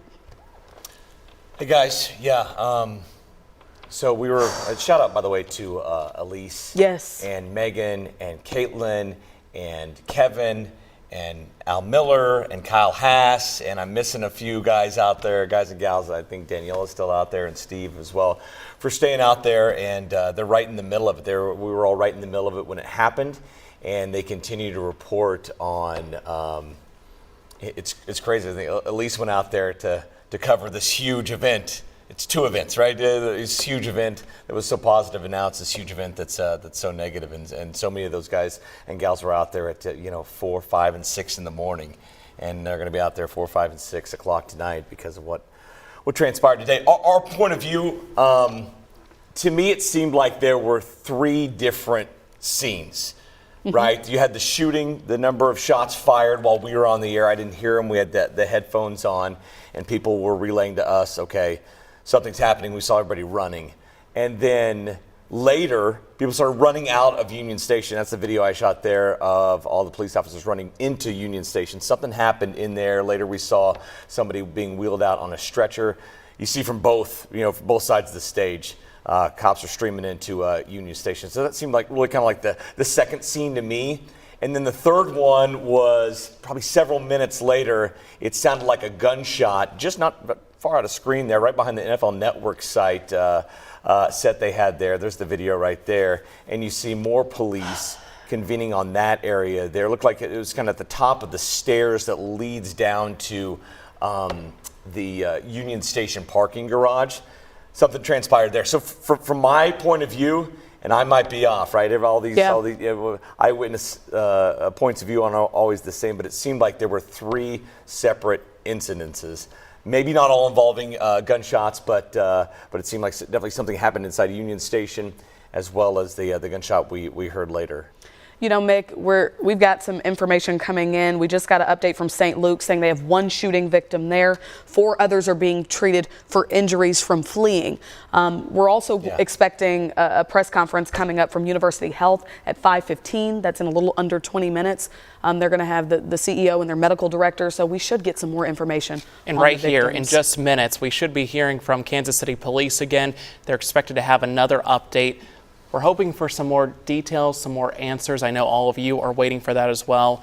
That should be coming up at about 5 o'clock, give or take a few minutes. I know we got a statement from Congresswoman Sharice Davids of Kansas.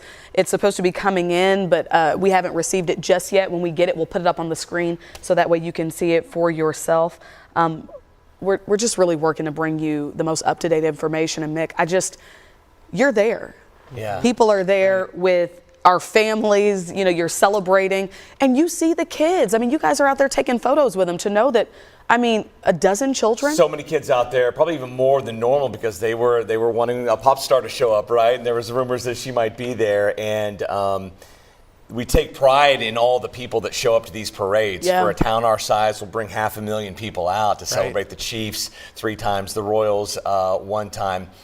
But that's a lot of people there, right? And when something like this happened, you mentioned all the injuries from people running away. Stuff like that's going to occur. People have been out there all day long, a lot of them drinking, running away. You're having injuries from that as well. And then, of course, the gunshots and the people, the kids in the hospital is just the worst news right there. And, absolutely. Mick, you've had a slight moment to catch your breath, a slight moment, I'll say. What's going through your mind at this point? Look, there were a lot of us up there so we have we get inside the ropes, right? Because we are partnered with the Kansas City Chiefs, and it's great for our coverage. We got the jib arms in there. We're inside the ropes. We're interviewing all these athletes, and it's a big, big day for us. So we're on the podium. We're the closest to the stage of anybody. We have a great view. All the reporters, after they're done, they come up on the stage and watch. So there's a number of people up there with us. And once everybody started running out of Union Station, that's when we knew, okay, maybe whatever happened moments ago isn't over with. So that's when we were told, like, get off the air. We're gonna take cover, and we got down there. I can't say I ever felt that my life was in danger. Maybe I should have, but at that time right there, when cops are running in, you realize you have no idea what's going on. In the end, we'll come out and maybe, like they said, it's one shooter, two shooters, they got in a fight or whatever. But at that time, you have no idea the scope of this thing, how big it could be. So that's racing through your mind to where you're like, okay, this is a big unknown at this point. A lot of confusion right there. I mean, I can only imagine all of the people right there. I mean, Caitlin and Kevin were talking about people leaving their strollers, their chairs. That talks about the urgency. So much stuff is left back. My backpack's left back there. I have a couple coats and everything, and maybe the crew got them, maybe they didn't, because we walked out to the shuttle, Mackenzie and I, and once I got past the perimeter, I realized they're not going to let me back in. That is a crime scene right there that we were in the middle of for so long, and we were the only ones there. And the police officers who were so cooperative with us, with our badges on and everything, let us continue to broadcast for a while until you saw that Caitlin and Kevin needed to get out of there, and rightfully so. So I wasn't able to get back in there. I'm the sports guy and everything, but I'm willing to lend a hand and grab a camera, grab a microphone, whatever is necessary, because this is such a awful deal, but such a big deal, and it's going to take a few days, right, to unwrap all this and what occurred there today. I think it bears repeating. Children's Mercy alone took 12 patients. 11 of them are children, and 9 of them have gunshot wounds out of the Chiefs Super Bowl parade. It's different than what we heard in the press conference, correct? Yes. So this is the latest info. And we just got it minutes ago. I just want to caution people at home. We got to be patient. We got to give people time to work. I know we want answers. We're fighting to get those answers for you. But this is going to continue to evolve, and we're going to be with you every step of the way. We're waiting on that press conference from Kansas City Police and the mayor. We also have an update from Congresswoman Sharice Davids that we'll bring you. But right now, we're all going to take a breath. We're going to reset, and we'll see you back here in just a moment. This is not Kansas City. Everyone started running out of the building, and you could hear people yelling, active shooter, active shooter. All of a sudden, it was like a scramble of the crowd. We definitely heard the shot. The girl next to me, where my daughter was standing with her husband, was shot. I was there with my wife. I was there with my mother. We never would have thought we'd be forced to run for our safety today. I'll cry it out. I'll do what I need to once I reach my husband and my family, my loved ones. The lady next to me, she has some blood on her. Probably the worst feeling I've ever felt. And I tried to just hold her so nothing would happen to her. We continue to follow breaking news for you tonight here on KSHB 41 News. Several people are hurt. One person is dead, including children, after shots were fired near the parking garage at Union Station. I need to clarify, there is not confirmation that a child has died. We know that one person has died. This entire situation unfolded at 1:25 p.m., just minutes after the Chiefs Kingdom Champions Parade rally wrapped up.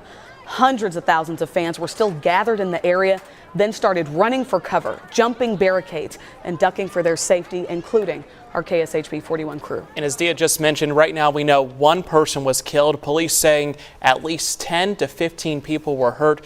We are working to learn if that number will increase. We know patients were taken to Children's Mercy and University Health. Children's Mercy saying it's treating 12 patients. 11 are children. 9 have gunshot wounds. 2 people who were armed have been arrested. When those shots were fired, we saw dozens of police officers rushing into Union Station. That's where the Chiefs were and where many ran for safety. Now, we are told that everyone on the team is safe, including coaches and players and staff and their families. But police did ask fans to exit as quickly and as safely as possible. The White House has called and offered federal assistance in the investigation. Now, police are asking for witnesses to go to the corner of Pershing and Main. If you have any information, did you see something? Did you hear something? We've spent the afternoon talking with people who were there when shots were fired. And at first we thought it was fireworks, and then we began to see people move and running around. And one of the shooters were like right behind us in a tan jacket, and one of the Rangers had his gun drawn and he was running out. And then a guy had pointed towards my direction, but he was behind me. The shooter was behind me, and when the Ranger saw that, the guy took off, boom, right into the crowd in front of us, and then everyone being able, started panicking and stuff like that. But we got right out just in time. We're waiting for police. Chief Stacey Graves, as well as Kansas City Mayor Quentin Lucas. This is a live picture of the front of the police headquarters downtown. That press conference should start any minute. As soon as it begins, we'll bring that to you live. People are just wanting answers here, Dia, and I think we know this takes time. It could take days, weeks, months. But let's go out to our anchors, Kevin Holmes and Caitlin Canute. You guys were there when the shots were fired. What are you seeing? What are you hearing now? Well, now it's pretty much just an active crime scene. So they're investigating the threat, long over. It's interesting. You were talking about some of the police officers, though, and we talked to them, initially to ask, are we okay? Do we need to move? Is the threat over? What can you tell us? And as they were escorting us from the scene, you could tell they were heartbroken. They were disgusted that something that was such a happy, celebratory day in Kansas City ended so tragically. And you can see it on their faces. It's just kind of disbelief that this happened here on this day. This was supposed to be a high point for Chiefs Kingdom. You had folks come from far and wide, from states away, to celebrate what was supposed to be the highest of highs for our area, and instead it turned into the lowest of lows, a tragedy where several kids were caught in the crossfire.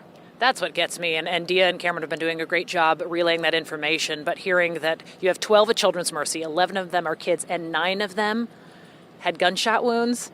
Unbelievable. And our crews have talked to families who have said their 15-year-old daughter was shot in the leg or, was grazed by a bullet, and we're getting those reports, and we don't even know the extent of it. I want to mention the county prosecutor, Gene Peters Baker, stopped by, gave us a hug, checked in on us.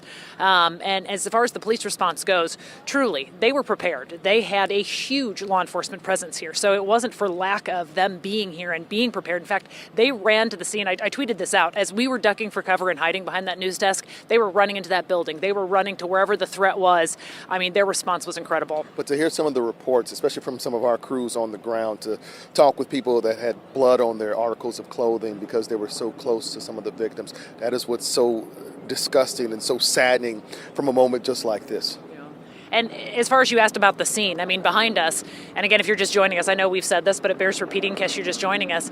You see baby strollers, you see kids' blankets, you see children's folding chairs that people just left. I'm sure there are phones and wallets and people just in a panic left. We talked to one, I don't remember if he was a police officer or a state trooper, who had to borrow my phone after it happened because he ran so quickly to where the shots were being fired. He had lost his phone. He had to check in with dispatch. That tells you, it gives you an idea of the chaos. So now it still is a fluid scene, and as Dia and Cameron mentioned earlier, some of these numbers are evolving, some of them are changing, so bear with us as we work to get the latest details. In fact, we were on that stage that was just a stone's throw from the stage where Patrick Mahomes, Travis Kelce, and several of the players were, and we tried to bring you the most detailed information. That too then became part of the crime scene, so we were pushed back and back as they still try to investigate what happened. We will stay out here. We will continue to gather details. Right now, we're getting the most information really from our crews who have managed to talk to people who were there. But we're waiting to get any reports from police here at our location. We'll certainly pass that back to you as soon as we get it. And just thinking of those families who have been impacted, thinking of those who are injured. We know at least one dead, thinking of that family left grieving tonight. Indeed. I know in the meantime, there are still some family members waiting to be reunited with their family members because they're on the other side of the memorial, on the other side of Union Station, or because they can't get to their vehicle because their vehicle is now in the midst of this crime scene that's behind us.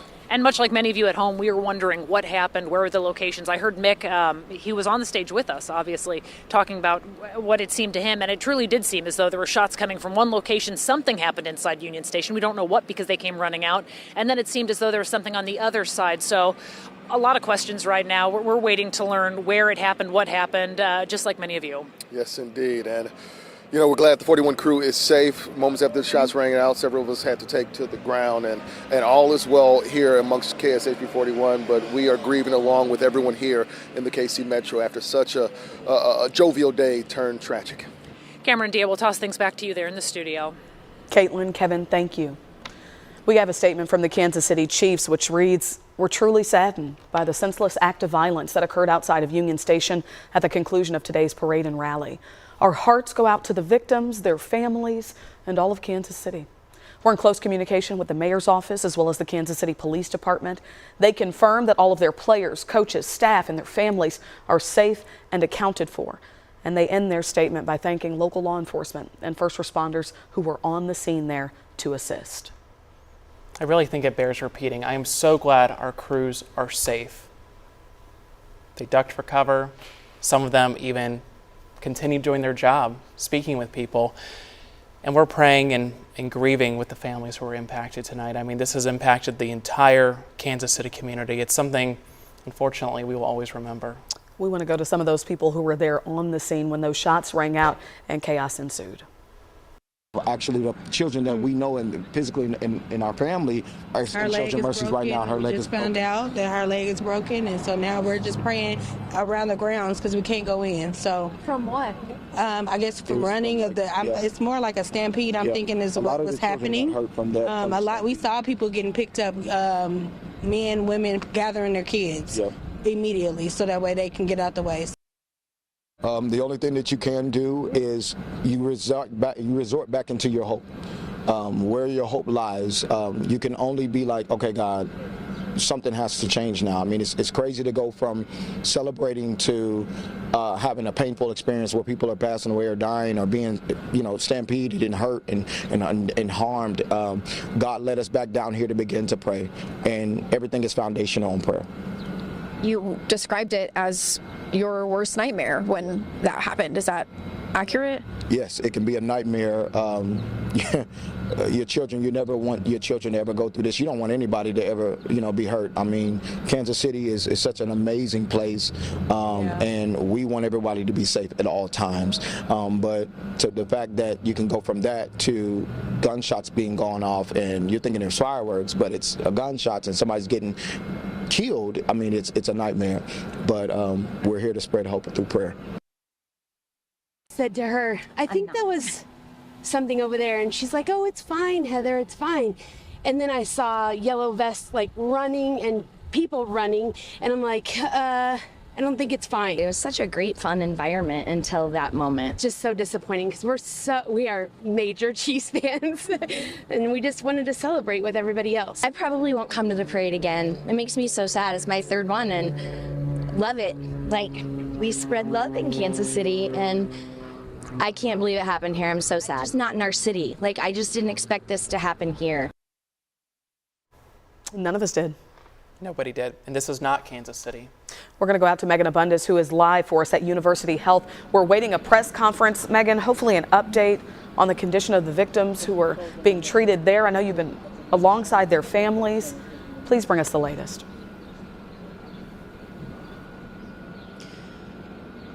We're hoping to get an update in the next few minutes here from hospital staff. They have said that they are treating 8 people with gunshot wounds from Union Station, and 2 of those victims are in critical condition, and they say 4 others have non-gunshot injuries. I mean, just to think about the pure number of people who have come through this hospital through an ambulance and all of their family members here who have been awaiting answers. I mean, we saw large groups of people in Chiefs uniform waiting outside the emergency room because there wasn't enough room to get in the doors. So they were taken to the chapel around the corner so they could reconnect with their family members. I mean, we're expecting to hear from the chief clinical executive officer to talk about the conditions of these people. It's truly heartbreaking to hear that people are saying this is their last parade or this has affected them in a way that they can never forget. I mean, yeah, it's sad to think about. So we're going to give you that update in just a couple of minutes to go, and we'll give you the latest there. Thanks, Megan, for that update. We are expected to hear from Police Chief Stacey Graves and Mayor Quinton Lucas within the next few minutes. We'll have a live picture of that, and here it is right there. Any minute now. This press conference is supposed to start at 5. We're 12 minutes past the hour now. Give or take a few minutes. This is what happens in a situation like this. They're probably gathering information, so we have the latest. And another thing to note, we're again expecting that live update from University Health. Whichever is live first, I assume we will bring you on the air, but I assure you we will record the other press conference, and we're going to bring you those updates live from our first responders, live from law enforcement, the mayor, the people who are treating the victims, really to try to help this city calm and start to move forward and hopefully heal a little bit. And there's just been so much information out there. And again, we want to stress we are trying to verify every piece of information that comes into our newsroom. It does take time, sometimes longer than we would like, but we try to bring it to you as soon as we have it. Someone did message me and said, you know, we need to go to Megan Abundis.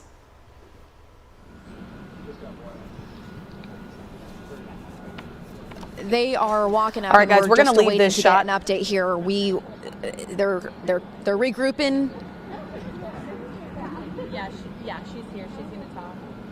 It's scheduled. Okay, we're going to leave this video up for you. Actually, this is a live picture. We're going to leave this up for you. They're getting set to begin this press conference. This will be the first update we've had on victims, their condition, and what happens next. But we're going to get you up to speed here. We have one person who was killed in the shooting at the Chiefs Parade today. 10 to 15 people minimum hurt. I do expect that number to increase just based on updates we're getting from our local hospitals. There are 12 patients at Children's Mercy, 11 of them children, and nine kids have gunshot wounds after going to the Chiefs Parade today.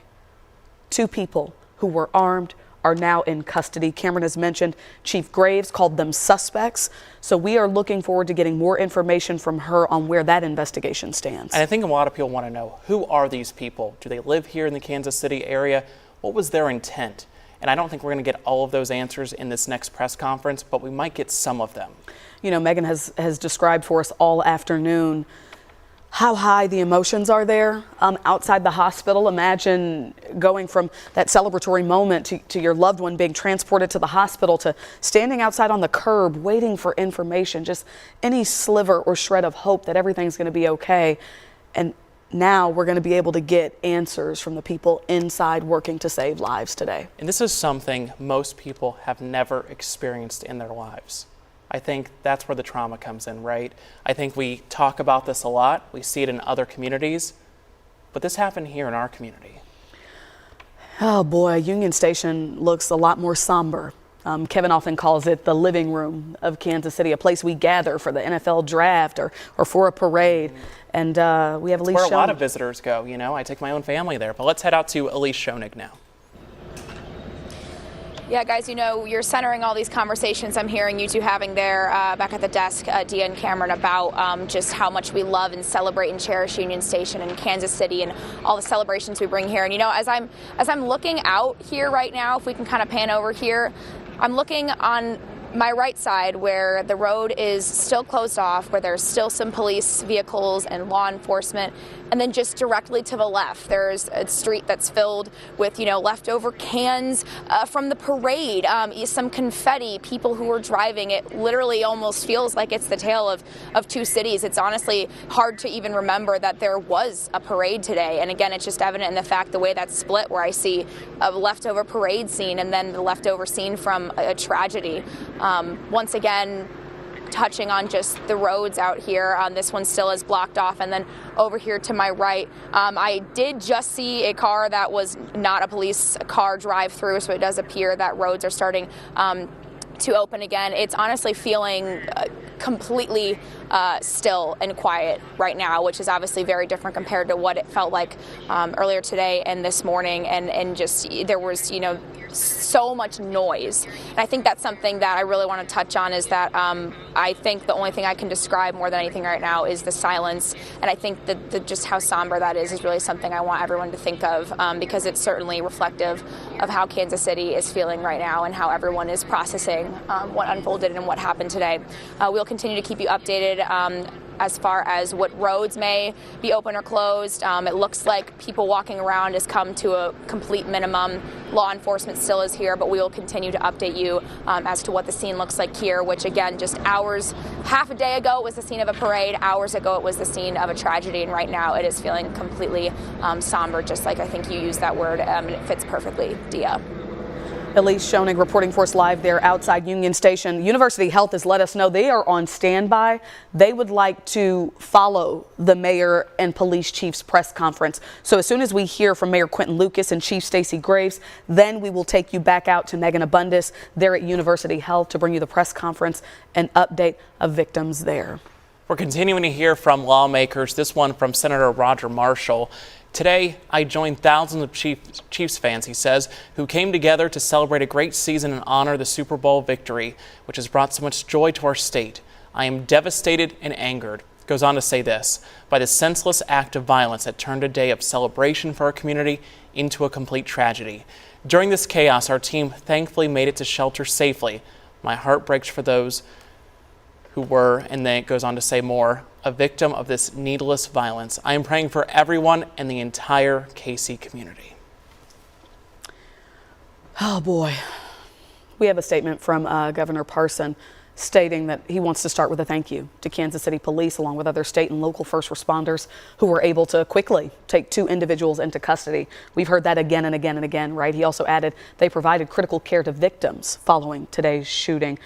We have some more coming up, just from statements from whether it's the players who I can't imagine how they feel today, to our elected officials, community leaders, and no doubt families who are grieving loss. This has impacted everyone.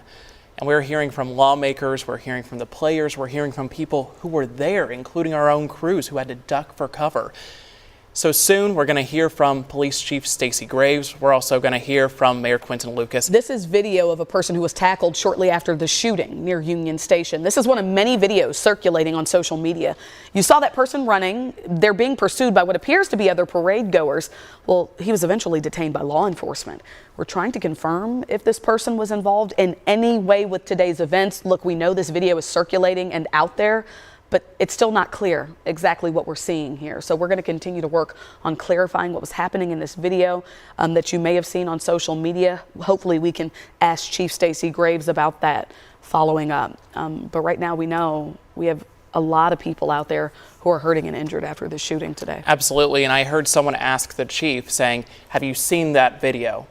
Is this connected? She said she has seen it, but didn't know if it was connected just yet. So hopefully we're going to get that answer any moment now. So we want to share some of the reaction. I just mentioned, you know, the players, how they must feel. Patrick Mahomes only saying, praying for Kansas City. It almost feels like, what else can you do? Justin Reed says he's praying for everyone in Kansas City at the parade. Other players chiming in as well. Donovan Smith saying, praying for everyone today in Kansas City. And one more statement we're going to bring you here on screen. Okay, we'll bring it to you later there.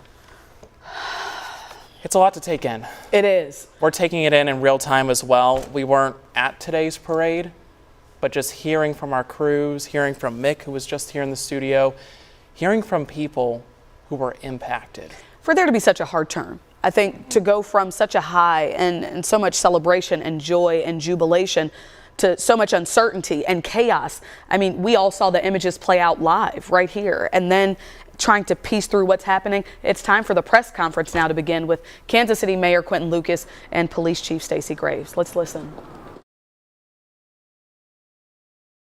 All right, we are here to give another update. Again, I'm Mayor Quentin Lucas. I'm joined by Kansas City Police Chief Stacey Graves, the Kansas City Fire Chief Ross Grundison. One thing that we want to note at the outset, the situation continues to have updates. Things will continue to change throughout the night. That's why we are here to give you an update right now. The chief, both chiefs, will be giving more information both on the numbers of victims, the status of victims. The chief of police will give more updates on the investigation. A few things to note that we talked about earlier. In terms of who was in danger, what existed, it is my view, as someone who did have to run at the sound of shooting, that there were a number of people who were, in the very least, caught up in the incident in some way. Myself, my wife, lots of families, players, chief staff, and others, their spouses, their families, a number of people who were in or near a Union Station. So many people have been touched by this incident, and we recognize that. We also pray not only for the victims, including the decedent that was discussed earlier and their family, but also the victims of the shootings right now who we hope are recovering inside our hospitals. We'll continue to give you updated information. At this point, we've talked to our federal partners. We have also talked to the Kansas City Chiefs. We will be talking to the National Football League and others. More so just to hear that all are safe who are with those institutions, and we continue to hope that all of those who were impacted are safe. To the extent you have information about suspects or others, we do encourage you to call the police. However, if for whatever other reasons you have information about the incident, we will be looking to share that through different methods. So if you have information about the incident, suspects and others, please call the police. If you're looking for other information, we'll try to continue to give you regular updates. I'll say this final thing and then we'll come back for questions at the end. Today was tragic for everyone who was part of it. I had the chance to talk to my wife just a moment ago, who said we became part of a statistic of too many Americans, those who have experienced or been part of or connected to a mass shooting. That is something that I hope we all recognize is highly problematic for all of us. I continue to commend our police officers, our firefighters, and others who were there to respond instantly, but we also need to figure out a way to make sure that things like this stop happening in our country. With that, I turn it over to the Chief of Police, Stacey Graves. Thank you. I just want to echo the mayor's thoughts and his prayers, and also to acknowledge that not only the victims who were actually hit by gunfire, but there are a lot more people who are going to be forever impacted by what happened here today. You know, as people were running, you know, a lot of us law enforcement who are running towards the danger also guided those who were in fear of their lives, and that's something to be said of how impactful today's event truly was. Again, we have confirmed there is one deceased person. Our gunshot wound total has went up to 22, and Chief Grundison will provide a little bit more context to that. Right now, we're still working on a total of number of victims. This is still an active investigation. I do want to comment on the question that I got earlier about a video of some fans tackling someone. We do have 3 persons detained and under investigation for today's incident. We are working to determine if one of the 3 are the one that was in that video where fans assisted police. Our investigators are working with all of the surviving victims to connect them with loved ones. We are also working to identify our deceased victim so we can notify their family as soon as possible. We are also in the process of staffing a centralized phone number. This centralized phone number will be for those who are victims, witnesses, and if anyone has video or any information about what led up to what happened here today. Again, we are continuously receiving information minute by minute, which is part of the delay of us coming down here. But I do want to pass this on to Chief Grundison to give a little bit more context to some of the status of our victims. Just want to say that all of KCFD's thoughts and prayers are with those families that were affected by this tragedy today. And while we were not expecting it, we were ready and prepared for an event such like this. Our KCFD units, along with our mutual aid partners that were working to assist us at this event, touched a total of 22 gunshot victims. One of those was a fatality. We had 8 what we considered immediately life-threatening patients. We had 7 with life-threatening injuries, and we had 6 that had minor injuries. Of the most serious, the immediately life-threatening injuries, we had 8 of those. Those were all transported and off the scene en route to hospitals within 10 minutes. So we felt the response was certainly adequate and appropriate, and I commend all our staff working there today, along with PD, that did an excellent job under difficult circumstances. We transported 3 different hospitals. We transported Children's Mercy, Truman Medical, and also St. Luke's on the Plaza. Questions? Yeah, so we're getting... Who are you asking? Anyone that can answer the question. So we've heard people talk about gunshots that they heard near the west side of Union Station, and then also gunfire in situations that happened near the fountain and the stoplight over there near the intersection of Worship. Was there two separate scenes? Was there one big scene? Do you know the answer to that question? That is still an active scene. That is a large ground to cover, as you know, the size of the Union Station. I will tell you, we have located that crime scene on the west side of Union Station. As far as in the front of, that is still under investigation. We have crime scene investigators as well as the detectives. We had a lot of our assault squad detectives and our homicide detectives that were actually in uniform today working the assignment. So not only did you have uniformed presence immediately responding to the scene, rendering aid, going towards danger, but you also had detectives that were immediately on the scene that are still there and actively working. Are you investigating any sort of connection with the earlier shooting of the day at 27th and Union? We are, at this time, we don't know if that's connected, but that is something that we are looking at. We've been made aware of that they want parents to contact them if they don't know where their children are. Do you know that there may be, like, are there kids there who don't have a parent? I can tell you we have detectives at all of the local hospitals that are investigating, like I said earlier, trying to connect our victims to their loved ones. Should that be the case and it's a child, someone can either contact police, or if that is what Children's Mercy is requesting, of course they can contact them as well. We've been made aware of it. Right now we do not have a motive, but we are asking those who may potentially have any kind of information, a witness or video, to contact police. That's one of that, what I talked about, that phone number that we're setting up that's going to be centralized for victims, witnesses, and potential video evidence. Any age range on the person? I do not have that yet. We've learned of a second gunshot victim who has died from family. Has that development been I have not been able to confirm another death. You mentioned that there were some victims taken to Children's Mercy Hospital. I understood from staff at Children's Mercy Hospital that they received, they have 9 shooting victims, and it's possible that one of them was an adult. Do you know how many children were shot, if it was 8 or 9? And when we're talking children, are we talking about little ones or 17-year-olds? Do you know, Chief? Children's accepts patients up to 17 years old. Children's accepts patients up to 17 years old, and but we do not have that information currently on the exact ages of the patients that were shot. Yeah, I mean, Children's confirming we did transport to Children's Mercy, but we do not have the ages of those patients. Mayor, how scared? You had over 800 officers deployed to work this parade, to work outside of Union Station, and still in a matter of moments, 22 people were shot. I mean, that's what happens with guns. I won't get in a big debate right now. I think we're still doing an investigation, but I mean, what you saw happen was why people talk about guns a lot.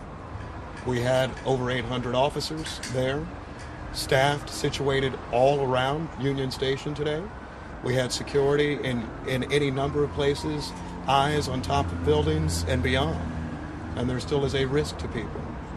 And I think that's something that all of us who are parents, who are just regular people living each day, have to decide what we wish to do about it. Parades, rallies, schools, movies, it seems like almost nothing is safe. And we had hundreds of law enforcement there working hard today. And I do want to echo what the chief said, who are running towards danger. But in a matter of seconds, someone who wants to disrupt anything, someone who wants to create any type of situation, or someone who is very simply reckless, can change not just one life or 2 lives, but almost 24. And that to me is absolutely devastating. And it makes me feel vastly more concerned as a parent just in the world today, thinking about that. Chief, what did you say about the number and type of weapons? To detain those 2 individuals who clearly caused so much harm. What was the question? Can you tell us more about how you were able to take those 2 suspects into custody? Officers, uniformed officers were on scene. I don't have all the information of exactly what they witnessed, but there was a pursuit, apprehension. slight injuries by our officers taking someone into custody, but as far as you're directly answering your question, I don't have that information right now. Any more details? You were talking about weapons earlier. Can you tell me how many and what types of weapons were involved? I don't have the exact on the weapons, but we have recovered firearms. I don't have a number for you or a caliber. We have recovered firearms. At least one.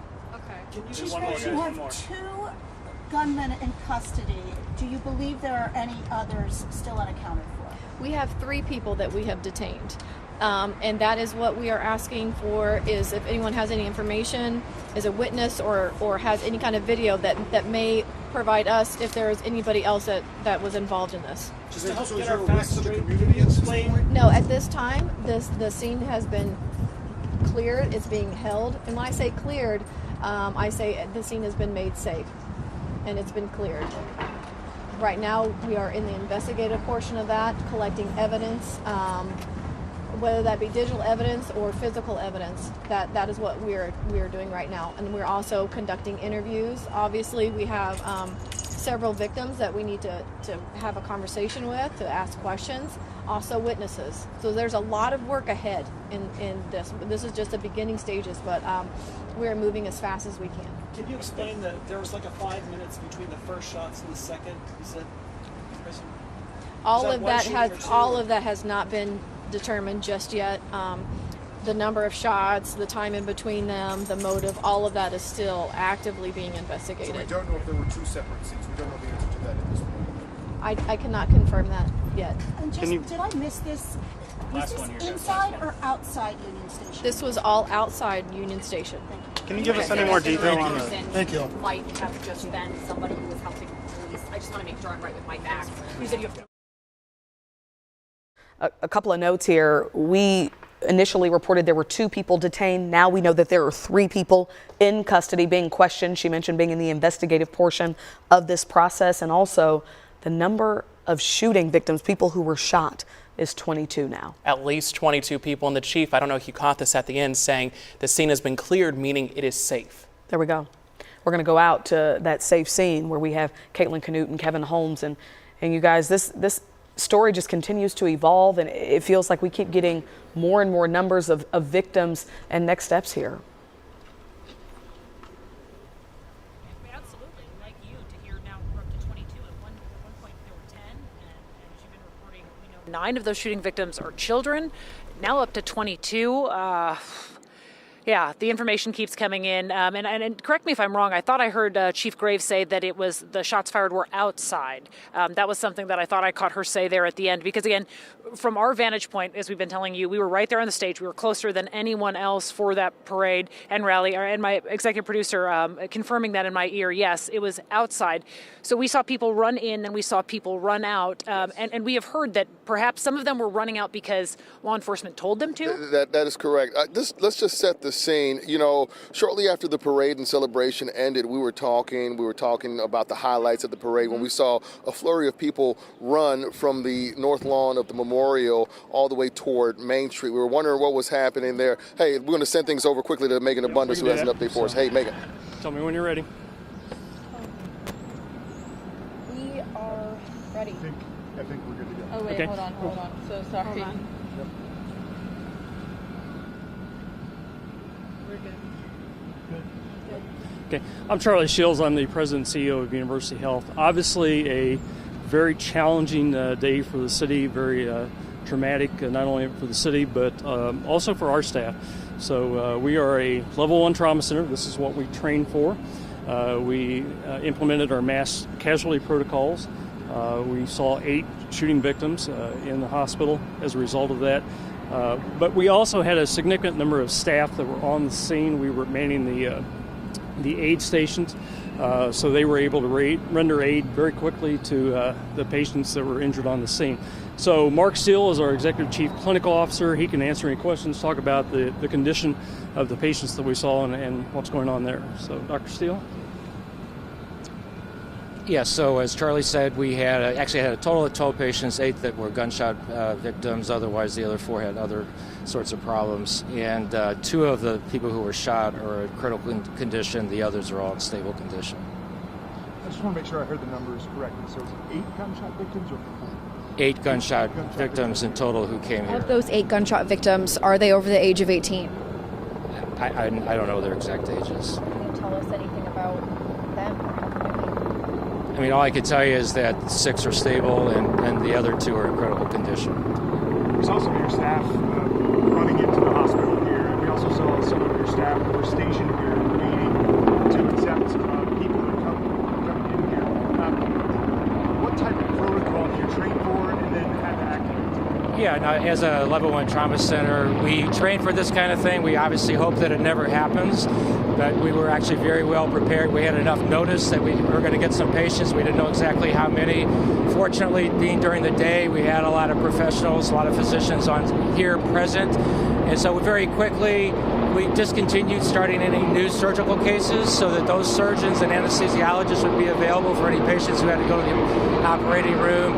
We called in some additional people early to come here to help out, additional emergency physicians, and some other surgeons came from home.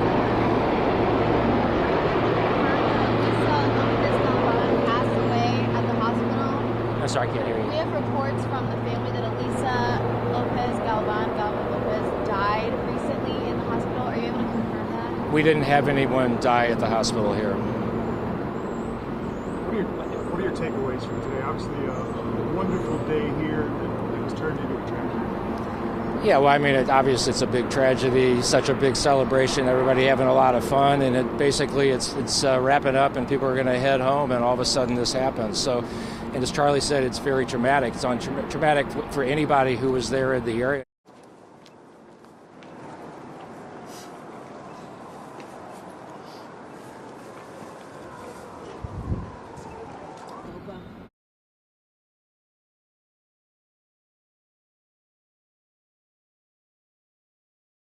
In critical condition, certainly things can turn south, but we hope that doesn't happen with these 2 individuals. Thank you guys for your time. I appreciate it. Thank you. Thank you. We are just An update there from University Health saying that they have 8 gunshot victims that they treated from injuries sustained at the parade.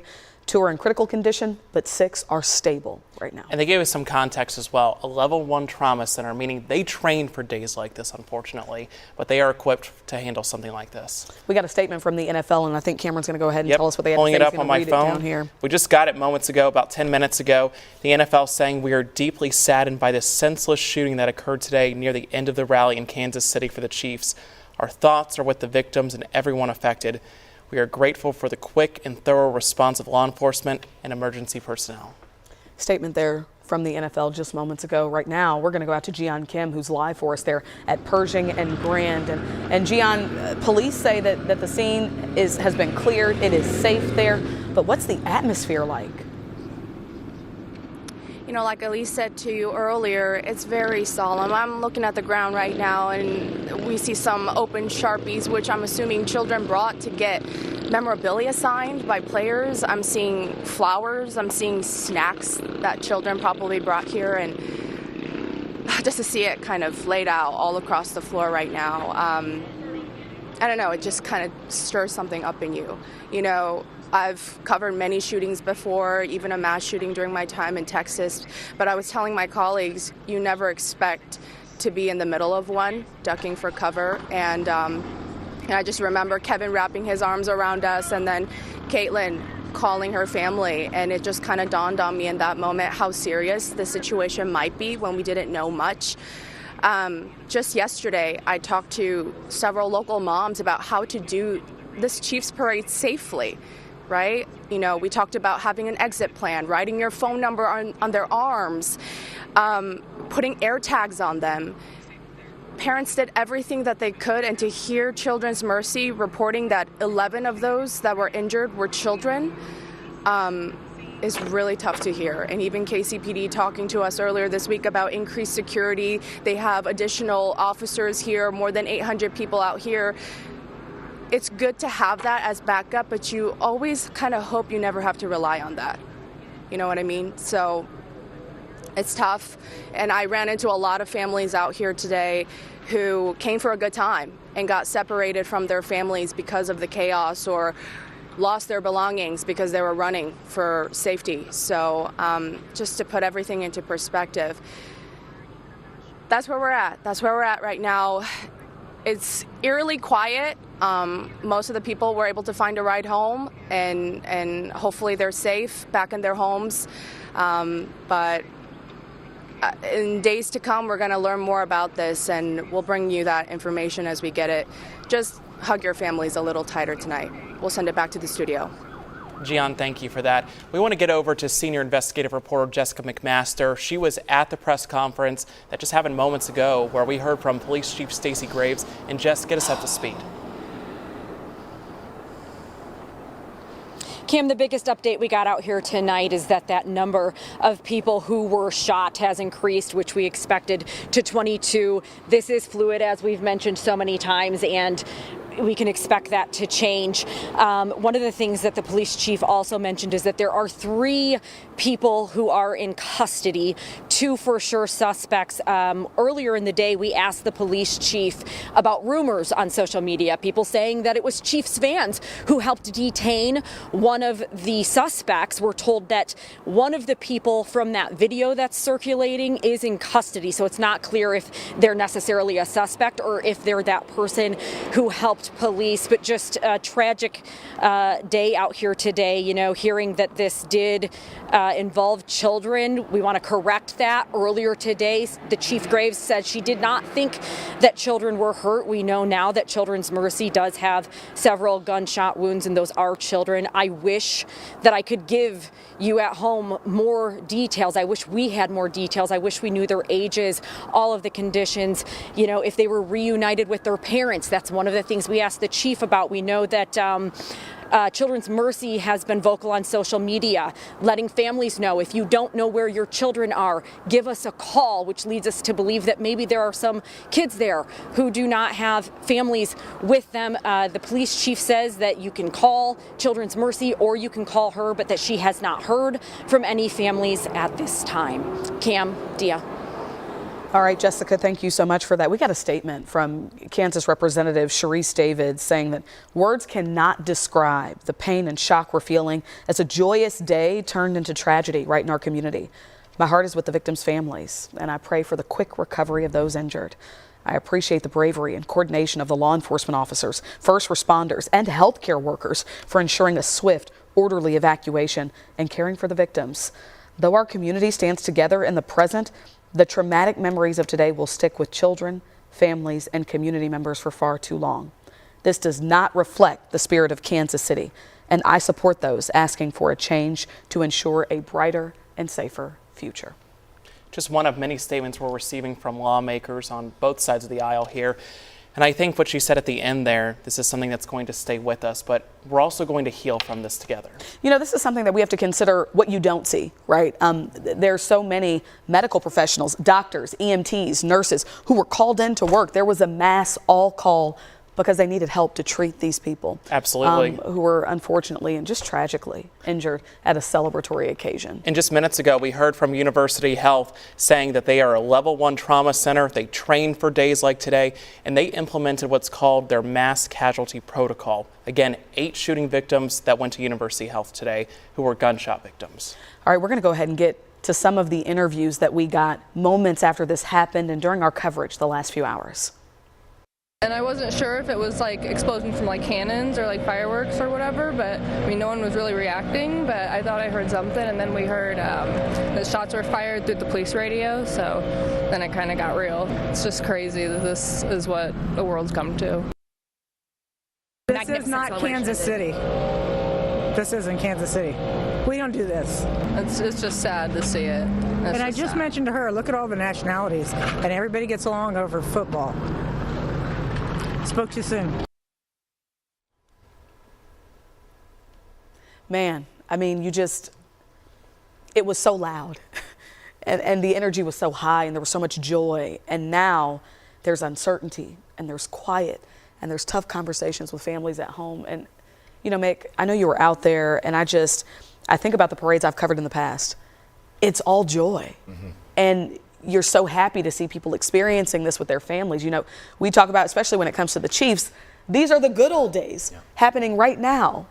And you wonder how people are going to remember this day. And well, it was all joy, right? From the moment the parade started, even before that, the hours before that, we were on there at 4:30 this morning starting our coverage, and it was joy all the way through until about 1:30 when it came to an end, and almost immediately that's when the shootings happened. I've been communicating with somebody I know who was inside Union Station with his wife afterward. So to kind of set the stage here, the Chiefs have a lot of business partners, right? And so a lot of times those businesses and their employees, they are there in the seats right in front of the stage, having access to Union Station as a perk for being partners with the Chiefs. We had salespeople in there and whatnot.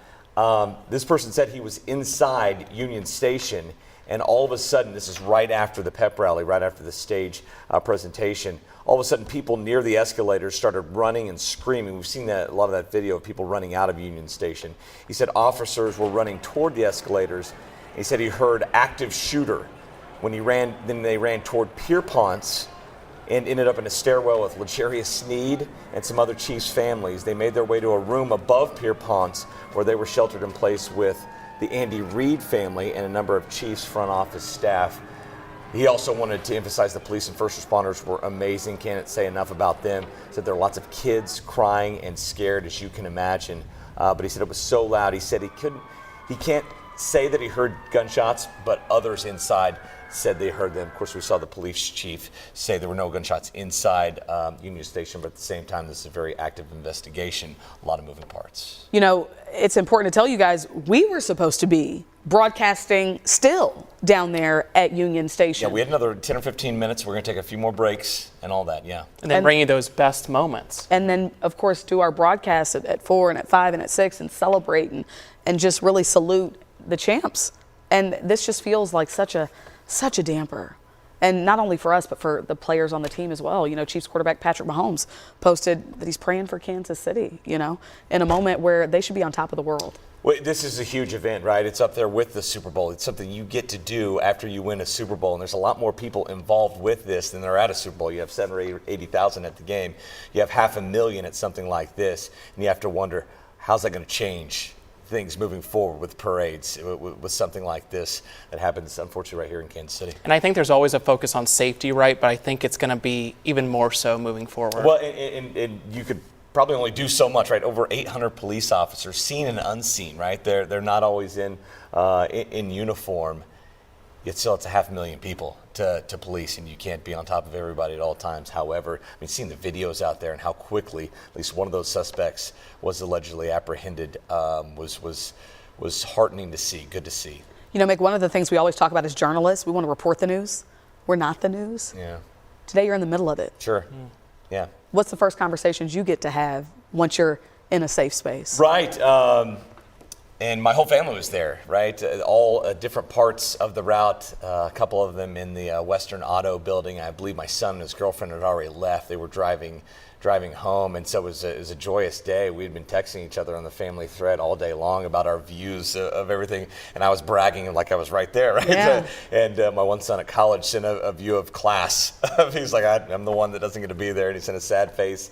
And I was like, well, at least you're in class. So joyous day for us, right? The entire family down there. And my wife and daughter had a volleyball event, and I think it's going on right now, that they had to get out of Western Auto and walk to, and they were leery to do so. And so they were stuck inside Western Auto building for a while they were clearing things up on Grand. And so they're safe and they're sound, and we'll get together and hug tonight. But yeah, it's a surreal event for not just my family, not just us, but I mean, tens of thousands, hundreds of thousands of people who were down there today. And no doubt you saw plenty of families probably hugging each other, just grateful that they were safe. I know that you saw plenty of strollers and chairs just left behind. Yeah. Right? I was checking earlier. I got a backpack somewhere down there, which is fine. We can leave it to some coats and all that stuff. But people just leaving their belongings behind, just getting out of there, scared because, I mean, it's gunshots, and for a lot of people, it's, you know, you don't hear that often. And maybe for a lot of people, it's the first time hearing it, and you don't know what to do. You want to run. And so it was a really, really scary scene down there for a lot of people. Shows the urgency of the situation. Absolutely. Thanks for that, May. So we heard from multiple people who were at today's parade. Let's listen in. I haven't taken a breath whatsoever. I'm just trying to make sure that, you know, people are safe and going to where they need to be and everything. And I'll cry it out. I'll do what I need to once I reach my husband and my family, my loved ones. So. It was a loud sound. Like, we definitely heard the shot, but we weren't really sure. Like, it wasn't instantly like, oh, that was a gunshot. Like, it took a second to react. Yeah, and it definitely sounded kind of like a firework at first, because I was thinking, you know, maybe they were celebrating after everybody went off for the rally, but after everybody, the police came and immediately, like, guarded all of us. So that's when we kind of realized it was a more serious event, and we all just kind of ducked down by the fence while everybody kind of just protected everybody standing by that fence. There were tons of like police officers and troopers and stuff surrounding us right away when it happened. It was definitely a scary moment. I wasn't expecting something like that for the Chiefs rally, but the police did a good job at making everybody feel safe and comfortable, and like they were protected, so I wasn't as scared as I felt like I would be. So I really appreciate that from them. Well, we just heard a bunch of, you know, pop, pop, and people started running and scattering, and people, you know, crouching down low, and people saying move, back off, and everyone started running, what is it, east, you know, and the lady next to me, she has some blood on her calf, so she got grazed. They had a guy behind us drop down to the ground. He pulled a gun out. We don't know exactly what's going on with that, you know, just a lot of commotion, not sure what's going on and where to go, what to do. They say run, but it's like, where do you run? It was energetic. The crowd was like live. Everybody was having a great time. And then kind of out of nowhere, we just kind of saw a little bit of confusion or chaos going on in the front. We had a vantage point. And all of a sudden it was like a scramble of the crowd. We really didn't even hear any like shots or anything like that because it was loud. We just saw the crowd and the commotion, and it was like a little mini stampede or something like that. First thing I saw was Casey Mo's Finest jump the barricades, and they were telling everybody to move, move, move. And they went inside the building, and probably 1 to 2 minutes later, everyone started running out of the building, and you could hear people yelling, active shooter, active shooter. At that point, we were picking up confetti on the other side because I kind of followed the police over the edge and picked up confetti with another guy, and they told us to hit the ground, and that was pretty much it. Didn't really hear any gunshots. I was on the east entrance, so, but there were plenty of people running out of the building. We heard I call it a spread. I don't know what kind of gun it is, but it was like a prrr, like that. And all of a sudden, the girl next to me, where my daughter was standing with her husband, was shot in the mouth. Our children witnessed it. She was on the ground, bleeding from her mouth, all over her shoulder. And we knew then it was going to be serious. And people just, like, when the crowd shifted and started running, all we could think about was protecting our children because they were going to get trampled on while we were trying to stay safe. I'm never bringing my kids to another place like this again. They ruined it for us because this is the second time we've came to something big event like this and there was a shooting. So it's just not safe anymore wherever you go at all. I mean, there's too many people, too many children for them to just spreading guns like that. You know what I mean? Go to find God because you're putting everyone's life in jeopardy, including your own, by doing something so stupid and so selfish. It's just, you don't think about other people. You're not thinking about other people at all. Oh. We were down over really close to the situation.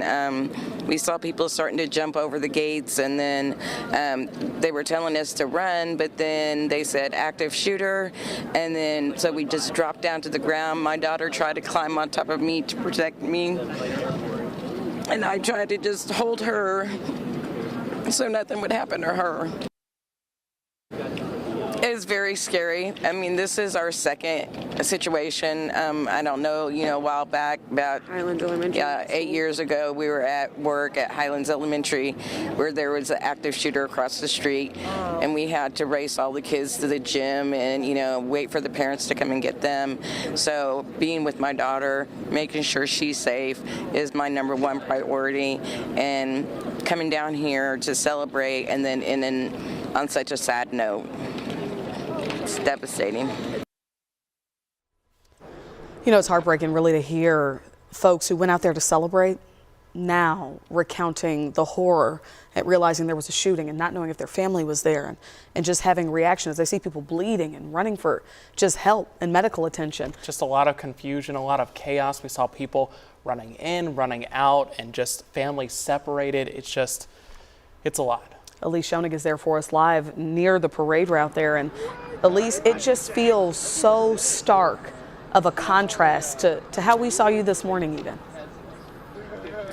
Yeah, Dia, it's honestly, that feels like another universe. I don't even really feel like I remember the events this morning with the Super Bowl parade and all the excitement of welcoming back our hometown team, our world champions, and then to be here and to be looking to my left and even behind me, seeing that, you know, these were streets that were lined with so many fans, and now it's all I can see, all I can think about when I'm looking at this is just the running and the screams and just all of the fear. With these two roads we're standing on, this intersection, it is Pershing and Grand, and so both roads have officially opened back up just moments before our live shot. Law enforcement actually was allowing people to drive through. You can see that he's taking down that road closed ahead sign, removing the yellow tape. There is still some sort of detour ahead, so it does look like, of course, Union Station is still blocked off, but as far as getting through this intersection, people are able to do that, on both sides. And I think just again to touch on just the difference and everything that you were talking about, Dia, just the contrast. And I think you also said something earlier about how, we're in this industry, we're not the news, we cover the news, but today we were in the middle of it. I remember being up on the set stage that KSHB had in order to cover and to watch our players on stage, and when we heard the chaos, we saw all of the people you just heard from, everything they were saying. We saw all of that happening in real time from a raised up view, right? We saw people running. We saw people hugging loved ones. I dropped to the ground with some of my other coworkers, and we were even holding on to each other. I called my mom immediately when we were leaving, and it just felt like pure, just fear. And it really is, it's hard to remember, like you said, that this is changed so drastically today from how it started to how it is now. And so, again, and Gian just said this earlier, just holding your loved ones close tonight, praying for those whose lives will forever, ever be altered by this day. And just Kansas City just holding each other closer than ever before is all we can do now as we try to think about even what tomorrow will bring for us. Thank you for that, Elise, reporting live for us there near Pershing and Grand. We want to get to Mackenzie Nelson, who was also there covering the parade. And Mackenzie, a lot of our crews there, including yourself, were talking with players. We were celebrating with them and fans. And then this. Yeah, I mean, we were celebrating one moment. We were swag surfing with the Chiefs and the crowd. They were excited. And then the next, everybody was running in all different directions, trying to figure out where the safest spot was going to be. And, I wanted to mention, I've been scrolling social media as we've been live on the air. And after reporting the number of victims involved in today's shooting downtown at Union Station, players like Marquez Valdez-Scantling, they have been posting on social media asking to get in touch with these families because they would love to help them out and check on them, whether that's going to the hospital when they're available or, sending them their love and some Chiefs things to brighten their day. Because, again, these fans were all out there to celebrate the Chiefs and their Super Bowl win and ended up in harm's way, some of them. And so just a devastating day. And, if you scroll through social media, you're seeing a lot of players, giving their thoughts, their prayers and statements about today. But definitely looking through all of these, the majority of them would love to do something for these families. So if you are on social media, if your families have been impacted by today's events, definitely reach out, send them a message. You can also reach out to us here at KSHB, and we can put you in contact with them as well. But I wanted to share that because despite everything that's happened today, we were there celebrating this Chiefs team, and they are still wanting to do what they can to support the fans that support them so much, guys. Thank you so much for that, Mackenzie. We want to get now to one of our other crews who is standing by. See Megan Abundis there right now. She has been at University Health for hours now. And Megan, get us up to speed.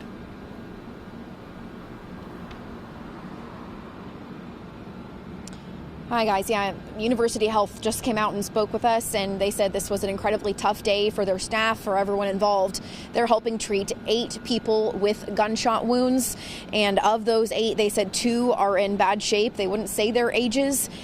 This is a much different scene than what it was a few hours ago. There were hordes of people, I'm talking 50 people, who came from the parade in their Chiefs gear, trying to get in the emergency room to find their loved ones. there were so many people who were injured and shot brought to this hospital because it was so close. We were just minutes from the parade route. The University Health said they had staff working the Super Bowl parade in the medical tent, and they were the first ones to help treat people who were shot. And they explained how well prepared they were for this event. As a level 1 trauma center, we train for this kind of thing. We obviously hope that it never happens, but we were actually very well prepared. We had enough notice that we were going to get some patients. We didn't know exactly how many. Fortunately, being during the day, we had a lot of professionals, a lot of physicians on here present.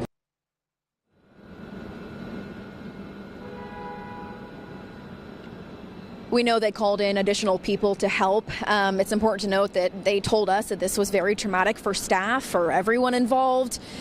For us, it was also hard to watch as so many ambulances were coming in. I mean, there were people in their scrubs and surgical gowns just waiting to receive them, waiting to help, just bone-chilling, waiting for the sheer number of ambulances, blazing lights and sirens to come in to this area, and seeing them offloaded. It's just not something you ever want to see. Just all of their family members searching for answers, and I truly am thinking about each and every single one of them who is getting help. And this staff just really went into action, and they really feel for all these victims as well. In Kansas City, Megan Abundis, KSHB 41 News. Megan, thank you for that live report. We want to take a quick break. We'll be right back.